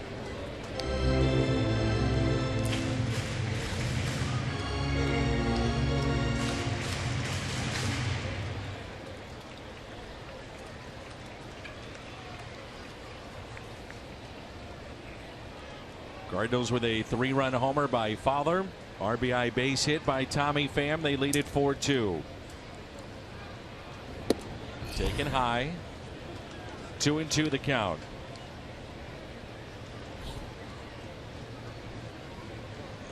Eric 1 for 3 yesterday. He's always hit well in very, very limited play here at Busch Stadium. Big gap in left center and a 2-2 pitch. Benoit to Eric Fryer. Outside, 3-2.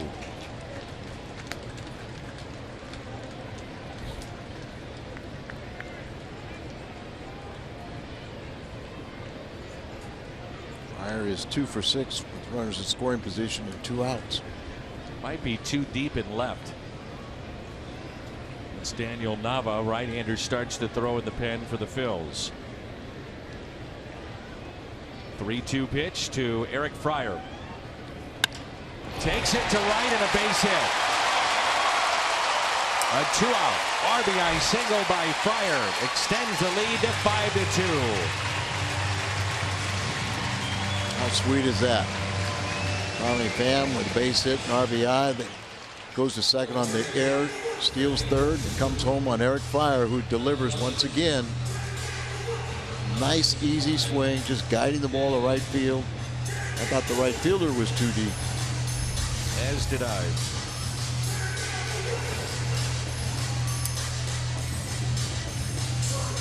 Dean McCannon back to his bullpen. Our Chevy called to the pen. The Cardinals with the lead, 5-2.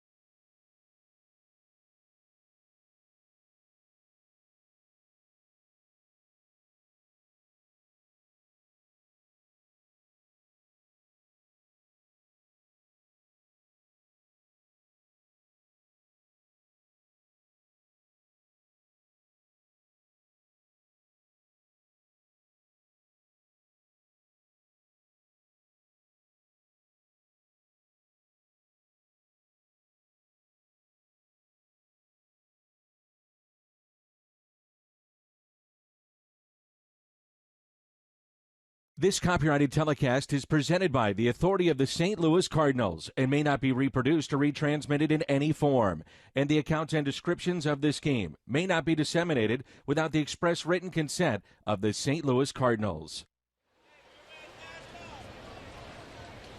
5-2, bottom of the 6th, 2 outs. Cardinals with the lead, looking for a sweep. Adubre Ramos from Venezuela comes in. And he will face Chad Huffman. Huffman has had 1 plate appearance since being called up, his first big league action since 2010. Ramos really a strikeout guy, averaging nearly 11 per 9 innings. And a 2 ERA in his last 18 appearances. So he comes in to try to stop the bleeding. He's done a nice job of stranding runners. Name is spelled E-D-U-B-R-A-Y. First name, but pronounced Adubre. He made his major league debut last season. But they've been using him in these kinds of spots to strand inherited runners. He stranded 82% of the runners he's seen in his major league career. which began in 2016. That's 5th best among relievers in that time in the National League. 1-2 the count. How about the story of Hoffman, childhood friend of Carpenter. Carpenter's dad was their high school coach. They went to TCU together. 12 years in minor league baseball. Wild pitch, and Fryer puts himself in scoring position. The story in this game has been 2-out hits for the Cardinals. 2-out 3-run blast by Fowler in the 5th. A 2-out RBI base hit by Eric Fryer that scored Tommy Pham, who also singled and scored and stole his 6th base. Cardinals at this point 5 runs on just 7 hits. That's what happens when you get those 2-out base hits. And the 2-2 pitch to Hoffman.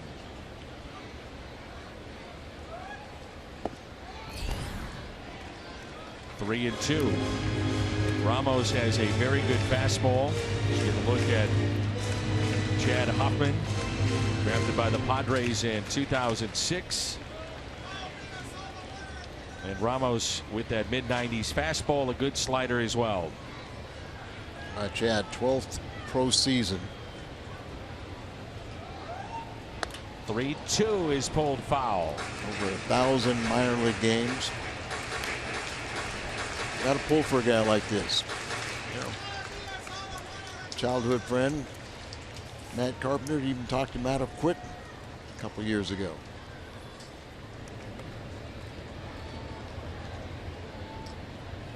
Carpenter on deck, hitless today in 3 plate appearances. 5-2 our score here in the bottom of the 6th. Three-2 is swung on and missed, and a strikeout of Chad Hoffman.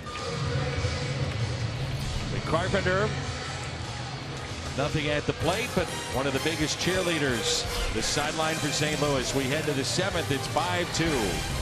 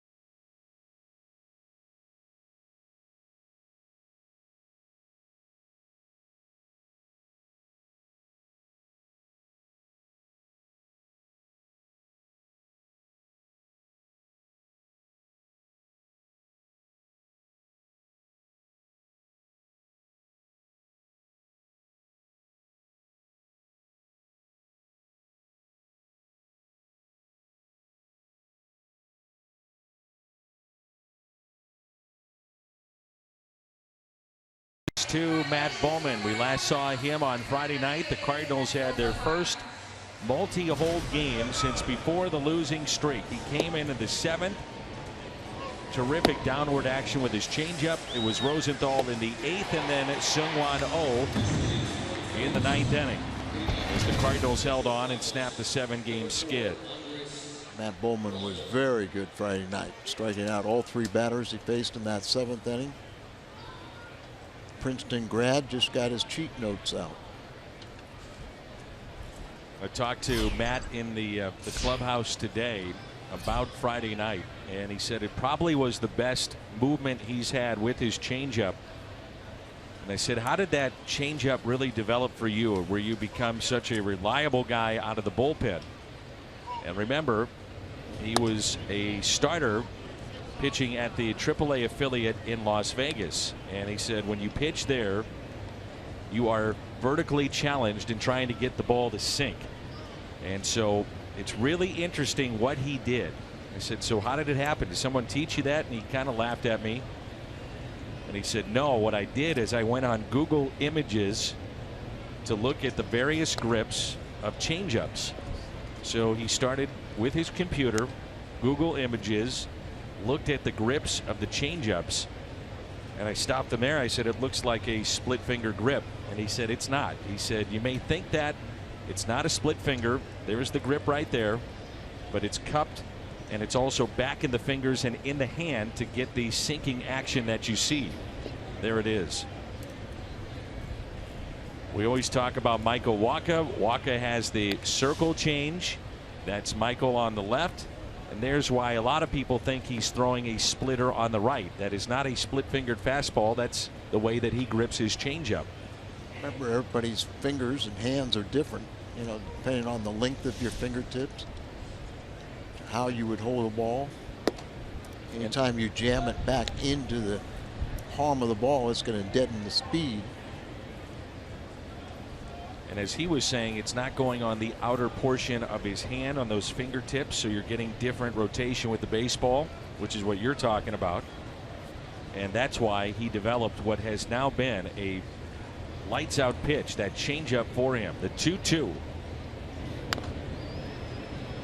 Now also when you watch this windup, and we've talked about it a lot, does it look like Tim Lincecum? Yes, it does. And he said, I went back and looked at Lincecum on purpose because of the same body type that we have. Very similar. We stretch out far towards the plate, long stride. And so I went back and looked at his video and tried to emulate that to a certain extent. He said the biggest difference is that Lincecum's arm angle is much higher than his, but yet as he rocks back, then comes forward, a lot of it is the same, and also the front shoulder that he turns in towards third base. But the arm angle with Lincecum a little bit higher than his.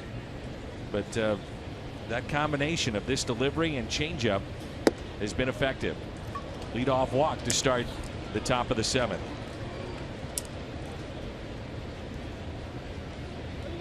Reminder, the Fred Bird bobblehead is coming up here at the ballpark. That'll be Sunday, June 25th. Fans 15 and younger. For the kids entering with a ticket, get their very own exclusive Fred Bird bobblehead. Head to cardinals.com/promotions for tickets. Well, it sounds like to me he has the IQ to match the prestigious institution he went to, Princeton.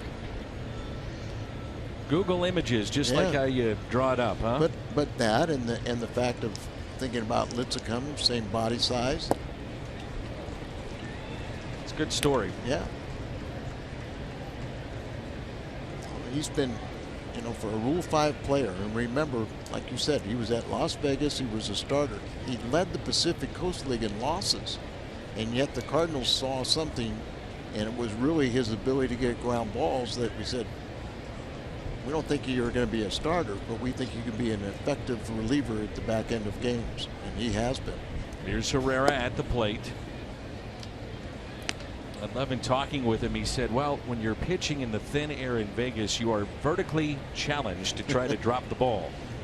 So I had to come up with something different, and it's a pitch that is very, very effective. 1 ball and 1 strike here on Herrera. 2 hits today. RBI and a run scored. A single and a double. Cardinals turn to double play back in the 5th. And with the off day tomorrow, Rosenthal is throwing in the bullpen, but insurance for Bowman. I was curious if Mike Matheny would stick with Tyler Lyons for multiple innings here. I think he might. I think he was going to, but then he pinch hit for him. So the opportunity to pad the lead, you know, negated that thinking.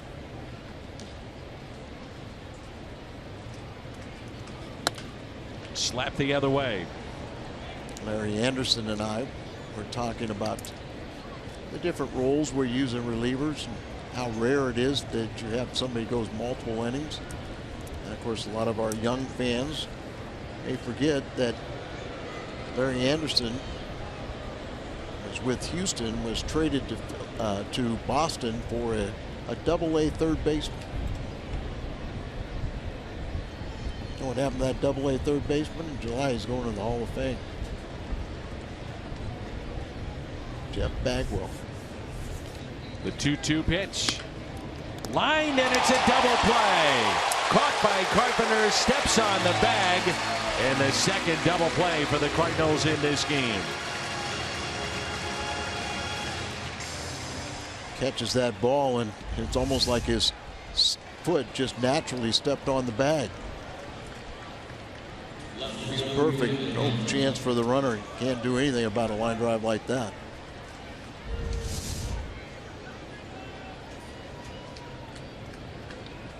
$47,325 here today.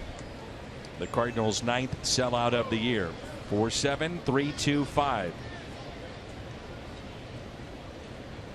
So with 2 outs, the batter is Daniel Nava. The Cardinals with 5 runs today. You have to go back to May 17th and 19th. Boston, San Francisco at home. Last time the Cardinals scored 4 or more runs in consecutive games coming into play today. That's hit out to deep right field. This may go, and it is a home run. Daniel Nava, his 3rd of the year, his 10th RBI, and it cuts a lead to 5-3. The changeup has not had the movement that it had Friday night. That one just kind of sat there and was deposited. Good thing the Cardinals have added a couple extra insurance runs. It's a 5-3 game. Very little movement right there. Just the 3rd home run allowed by Bowman this season. Saw how his momentum, he started to go, but then held the hands back and was able to adjust to the changeup. Back to Bowman. Flips to Carpenter. Gives up the home run. Just the 3rd he's given up in his 31 appearances. Carpenter, Fowler, you see him there, and Stephen Piscotty coming up.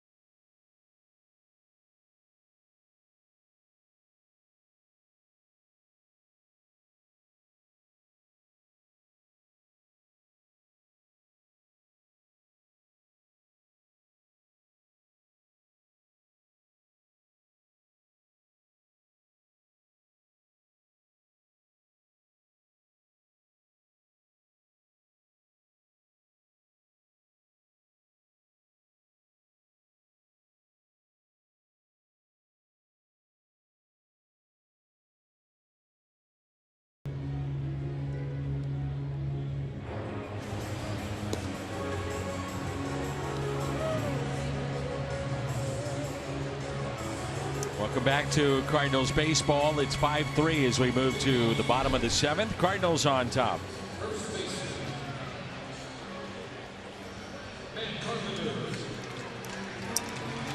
This is the Gateway Honda home run inning. Cardinals hit a home run. The Gateway Honda dealers donate $1,000 to the Make-A-Wish Foundation of Missouri. Well, we always love great stories in the game of baseball, and we saw that firsthand in 2014. Pat Neshek, the final man to make the Cardinals roster out of spring training, had a fabulous year. An all-star season that took him to Minnesota during the Midsummer Classic, where his brother is a groundskeeper. And Carpenter greets him with a drive out to deep right. And it's a ground rule double. One pitch and a double, and a man at second base for the Cardinals.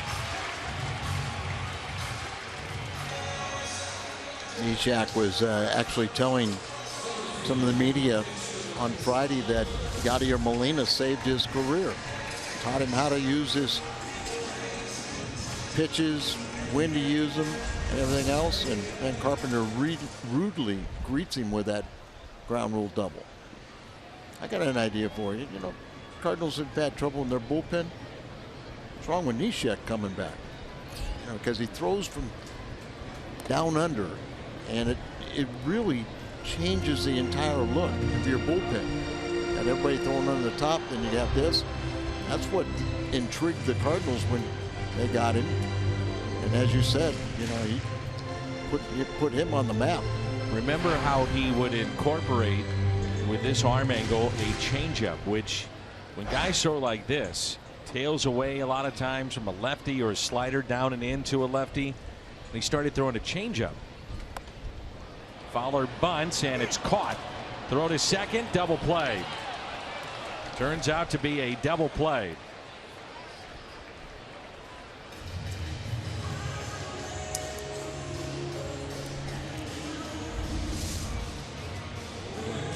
Kind of wonder, where is Carpenter going? And he gets doubled off. Base running blunders continue. So here's Piscotty, who has singled, walked, and also lined out.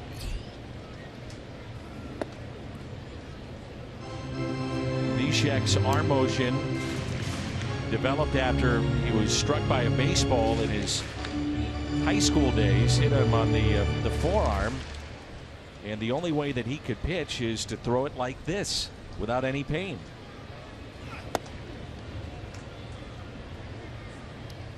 That last swing by Piscotty, you know, we talk about balance, how important it is, hitting, pitching, doing anything. But the way he falls across home plate on foul balls or the swing and miss, you know, you got to question, where's the balance? And a swing and a miss, so Neshek gets the strikeout, sends us to the 8th. After the leadoff double, the Cardinals go quietly. They lead it 5-3.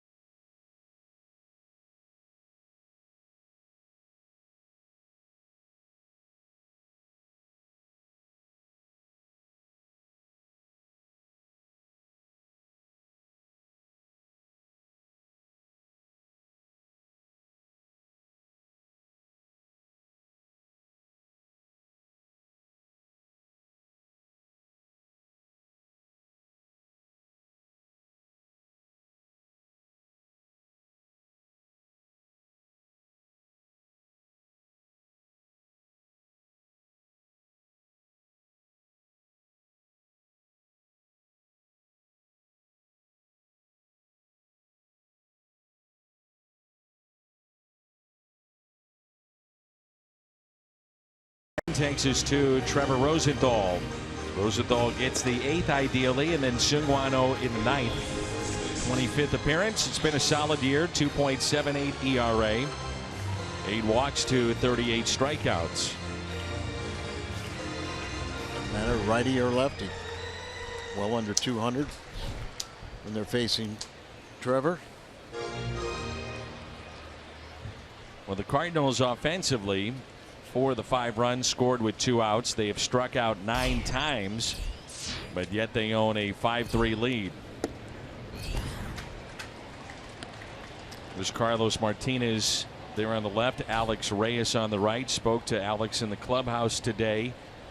It'll be 2 to 3 weeks, and then he'll pick up a baseball, start to at least soft toss before he gets on a mound at or around the All-Star break. But he said it's been very tough. I said I usually check in with him, you know, once every couple of weeks, just how you doing, and he's a great kid. And he said it's starting to get tough and monotonous. I'm getting the itch to pitch. I'm getting the itch to play.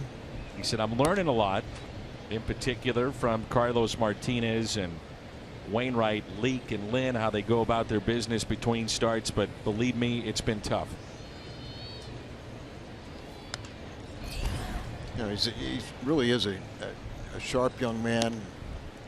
You know, he's got a great arm and everything. And I look at, you know, this way, Dan. You know, in one sense, he gets this over with at the beginning of his career.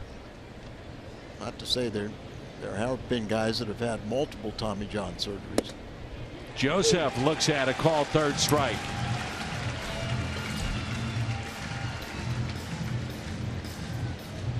Wasn't the fastball, wasn't the changeup, but a breaking pitch from Trevor Rosenthal.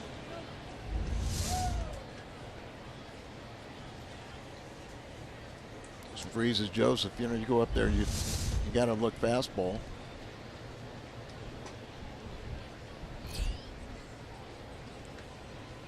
And so it's Michael Saunders.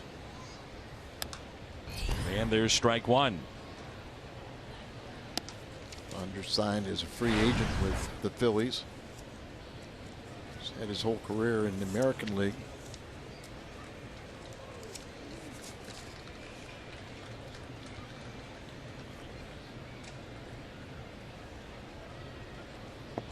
Good changeup, 0-2. What's kind of amazing is when you're coming out of the bullpen, it's really hard to have multiple pitches. And when you think about Rosenthal, he's got 4 pitches really. Not afraid to throw his changeup back to back, which he does there. 0-2 the count.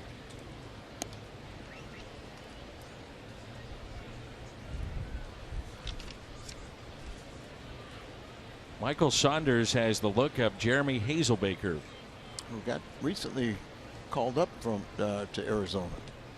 Had an amazing start to his season with the Diamondbacks too. Now time is called. And to get together on the pitch.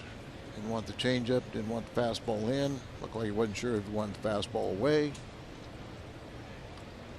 Fastball away.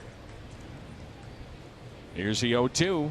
Struck him out. 101 on the gun. Wow.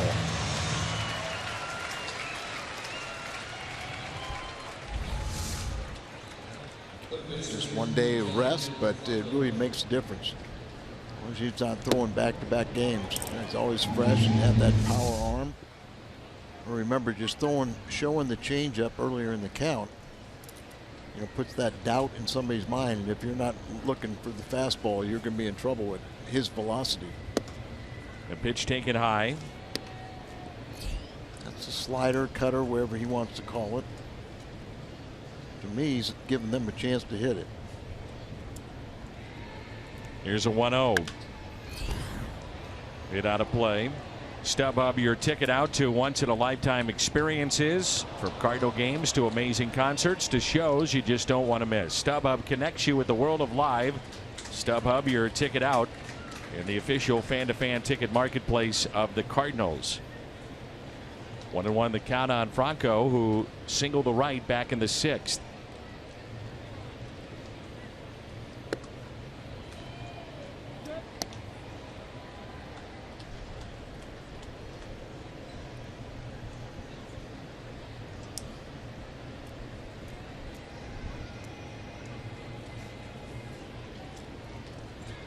The 2-1 pitch. And a strike to make it 2-2. 100 on the gun.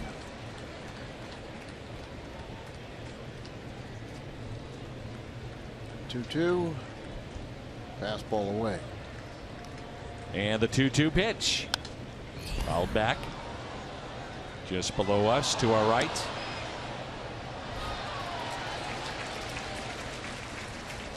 Miles an hour.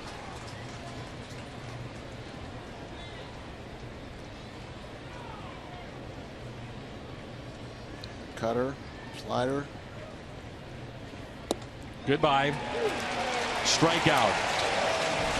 Some nasty stuff from Trevor Rosenthal here in the top of the 8th. Hit 101 on the gun. And a called third strike to end it.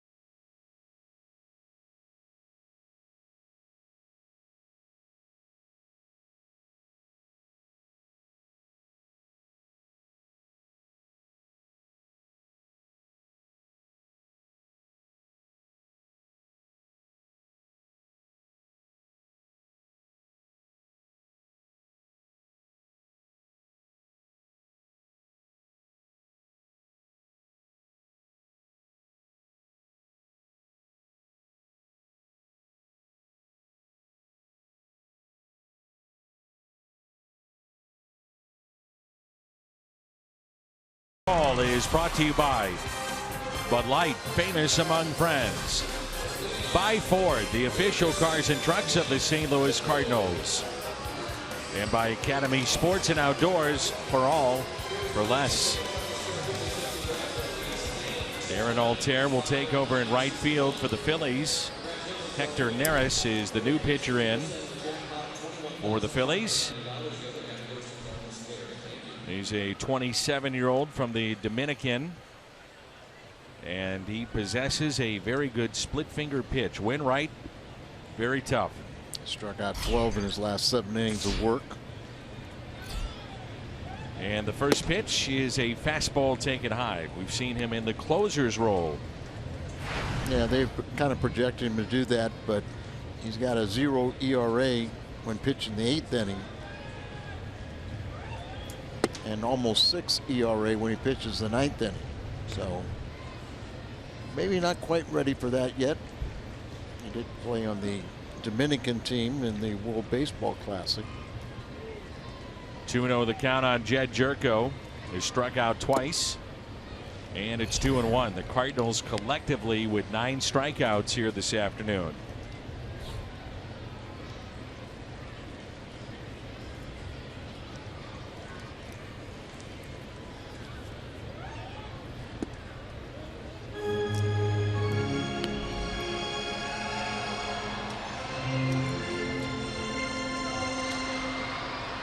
Jed can't take him out to right center.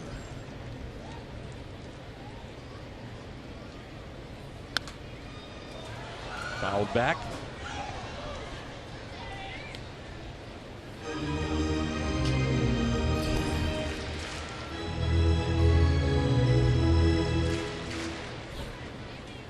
Play Jed to pull the ball in the infield.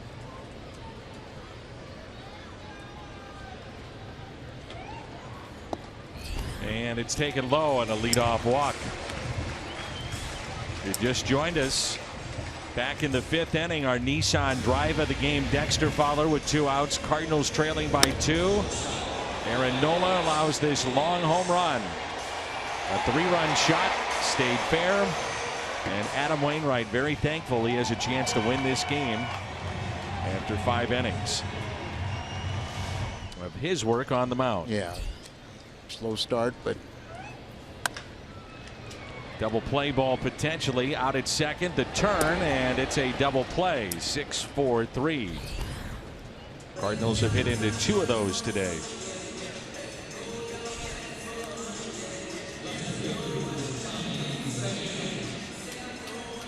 And it brings in Tommy Pham. So the 2 double plays, one back in the 7th on the bunt attempt by Fowler. Then Carpenter picked off, if you will, at second base. And now the 6-4-3 double play. Here's Tommy Pham. Pham with a base hit, RBI to center back in the 6th inning. That scored Diaz, and then he would score on the 2-out RBI by Eric Fryer. And there's a base hit into right field. sounds like he'll sacrifice the bat for the base hit. Second hit of the day.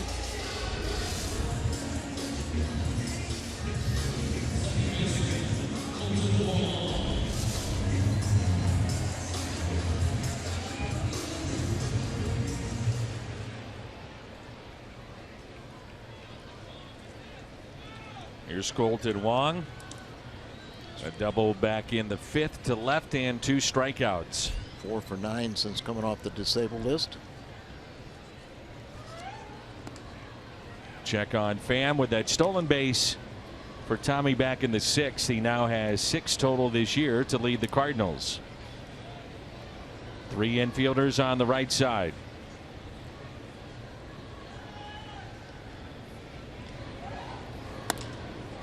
Hit the other way, slicing foul.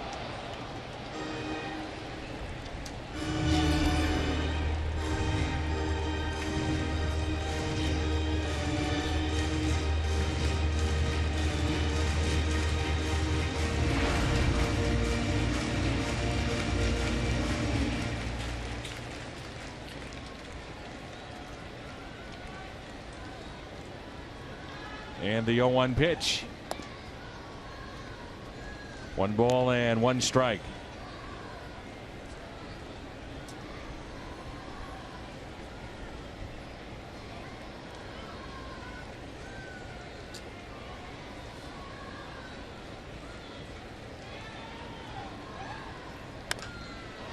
There it is in the gap in right center. That ball is down all the way to the wall.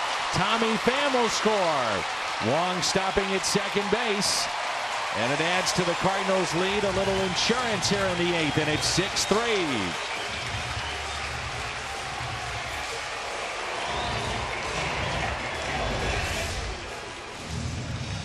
5 for 10 since coming off the disabled list. Drives in his 17th run. Never get enough runs to feel comfortable. Tommy has good speed, good athleticism, comes all the way around to score. Tommy Pham playing in his 32nd game here today, and already with 21 runs scored.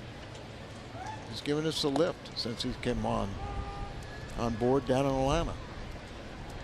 You got Segrist is up in case it's not a save situation. Oh, if it still is the save situation.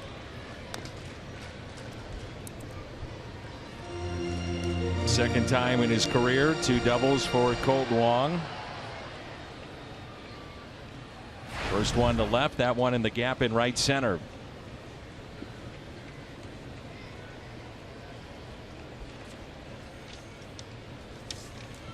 Here's the 0-2 and a swing and a miss. So Fryer down.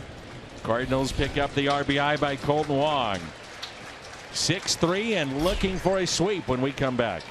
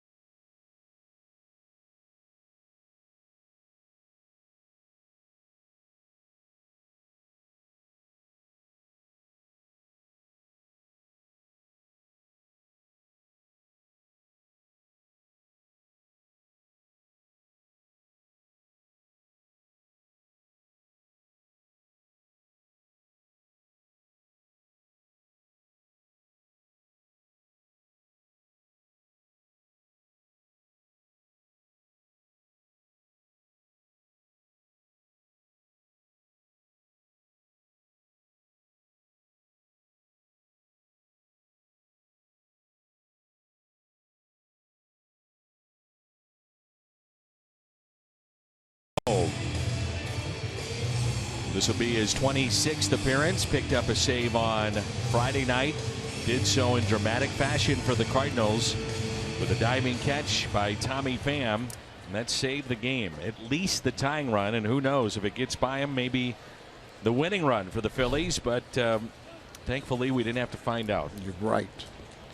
Looking for his 15th save. Couple switch hitters will be batting from the left side. That's where hitters have had an advantage on O.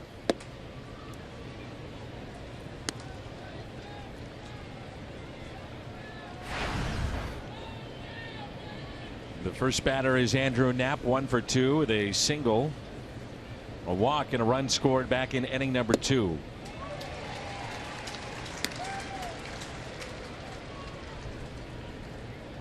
One ball and one strike.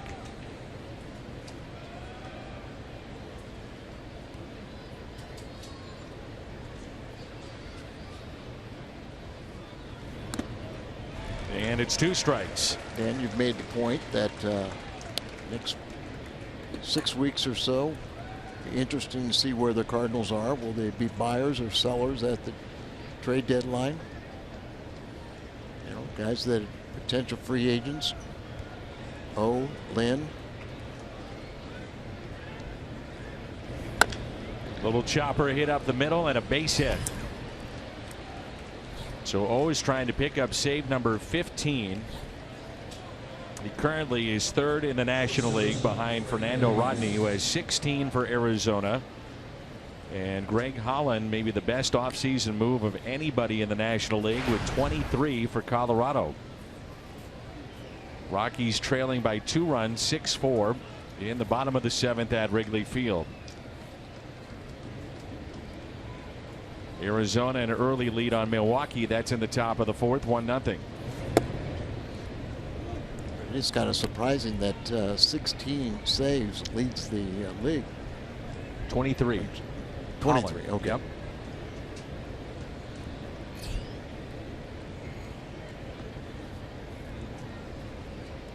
Here's a 1-0 pitch. 1 ball, 1 strike on Freddie Galvis. So Lyons the 6th, Bowman the 7th, Rosenthal the 8th, and now O here in the 9th.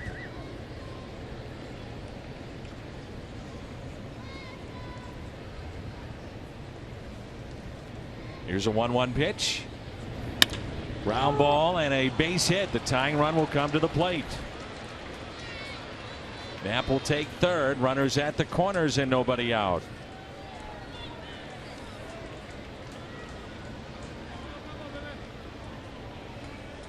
Lefties have given O trouble, and that slider has not been as sharp as we've seen a year ago. I think one of the effective pitches that he's had this year, and it was there last year, he just didn't see it as much, but his changeup. Yeah, changeup. Here's Aaron Altair. He was part of a double switch, and things have just gotten interesting here for the Cardinals.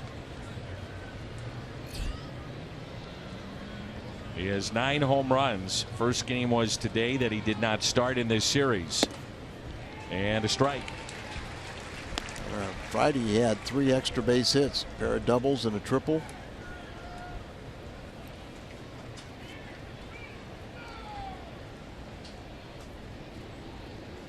On a hot day, O would love to send us home. The 0-1 pitch.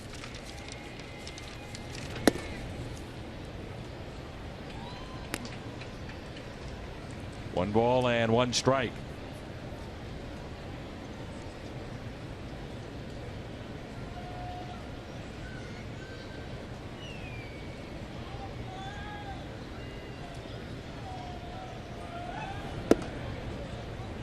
O with a lot of experience. He has 390 professional baseball saves. Friday night he picked up his 33rd major league save. He's the all-time saves leader in Korea with 277, and then he spent 2 years in Japan where he picked up another 80. And a swing and a miss. 2-2.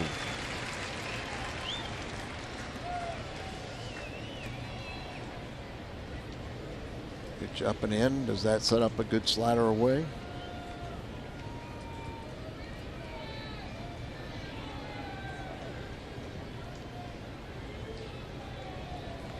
The 2-2 pitch to Aaron Altair. Got him. Strikeout.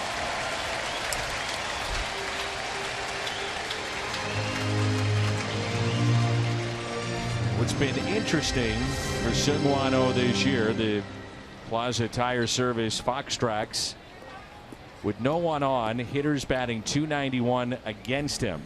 With runners on base, .204. Runners in scoring position, .194. So as the pressure gets even greater, he seems to be better. Like I said, you know, he's had trouble with the left-handed batters. They were batting .296 off him coming in, and first two switch hitters batting left-handed got base hits, and here Herrera. Herrera with 2 hits today.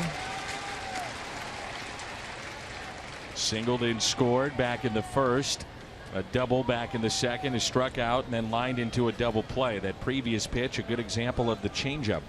And I kind of wonder why we're not seeing more of them against these left-handed batters. Fastball and changeup, where the slider, you really got to get it in on their hands. I think what concerns you with O and the lefties is the slider, and at times, I don't know if you would agree, but he does get underneath it, and it just spins. You don't get that sharp break. And that's what I'm saying. You, instead of getting in above their hands, it kind of flattens out, stays on the same plane. One ball and 1 strike. Changeup. Hit the other way and a base hit. Run will score. It'll be first and second. Now a 6-4 St. Louis lead. And the go-ahead run comes to the plate. Herrera, a 3-hit day. RBI number 25. He's just a good player. Yeah, good piece of hitting right there. Pitch down and away, takes it to left.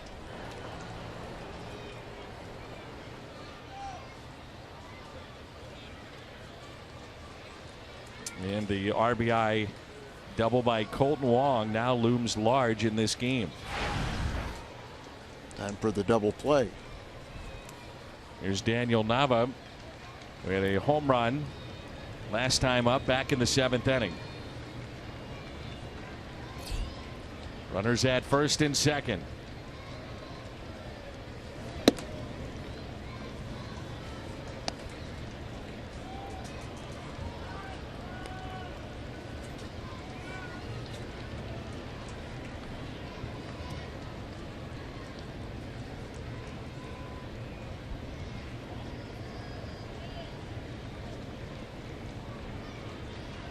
Here's a 1-0. 1 ball and 1 strike.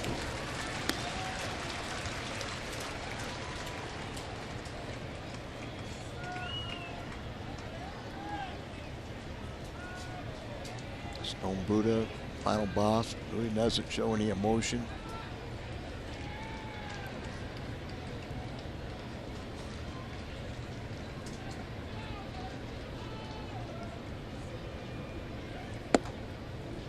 And a strike. High strike there. We'll take it.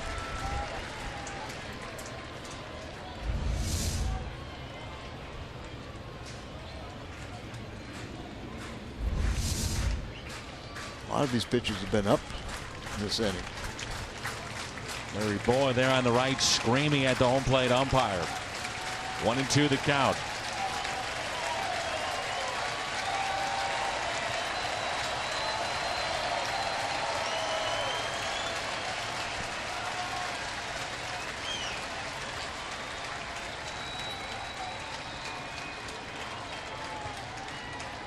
Here it comes to Daniel Nava. Get out of play.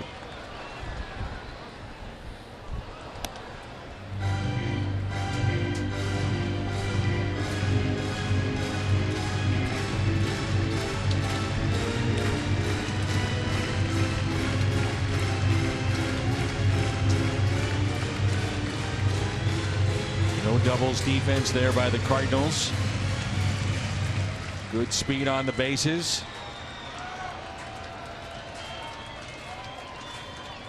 Seung-Hwan Oh trying to finish this game off. 1 ball, 2 strikes, and the next 2, Nava. 2 outs.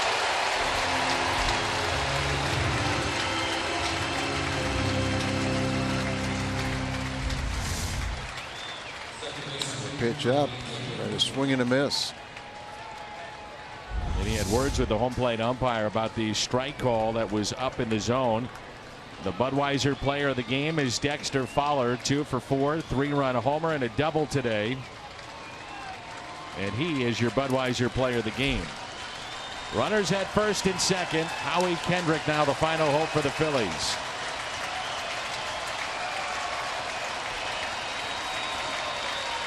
The first pitch to him. Strike 1.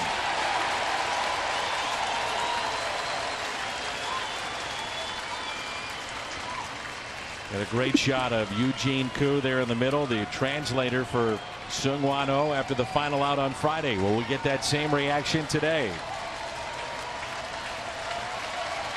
0-1 pitch.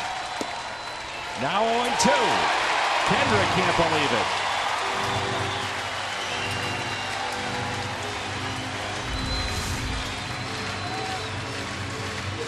That one is a strike. Not doing yourself a favor. You let the umpire get in your head. The 0-2 pitch. And it's a base hit into right field. A run will score. That makes it a 6-5 lead. Key there, Herrera did not advance to third. Wild pitch, pass ball. You got a tie game. He stays put at second, and now Derek Lilliquist out to visit after the Cardinals were just 1 strike away from a win and a sweep. He's got to be at third, doesn't he? Yeah, I think so. I mean, the ball isn't hit that sharply. Just finds that hole, goes all the way out there, and you don't want to make the first or third out at first base, but you would think he would get a really better lead and jump and go over to third. Glad he didn't. Phillies now have scored 26 runs in the 9th inning this season, 4th most in the National League. Let's watch right here. He's got the play there. He knows that it's on the ground. Really didn't run hard. Didn't go across that bag and then check and see if your guy's going home. Which you knew with 2 outs, he's going to go home anyway. So Tommy Joseph, base hit, could tie it. 2 outs, 2 on. The pitch to Joseph. Strike 1. Oh, looking back at his hand and his fingertips.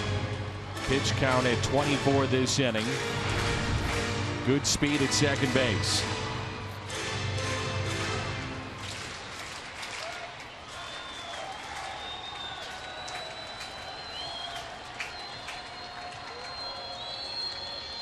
Here's the 0-1 pitch. 1-1. Now the crowd wants that one. Notice how everything has been up, though.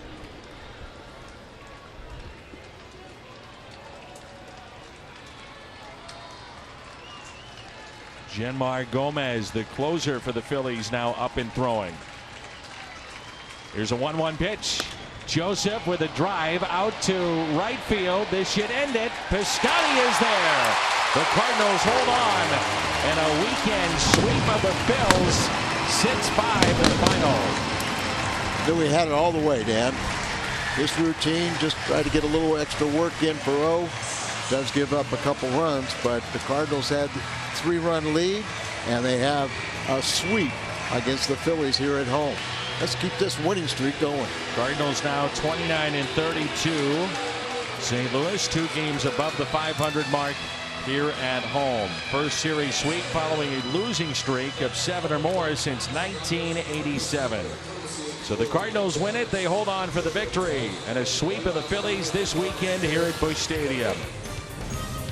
Still plenty to go on the postgame show here on Fox Sports Midwest. Scott Warman, Rick Horton standing by. 6-5 the final.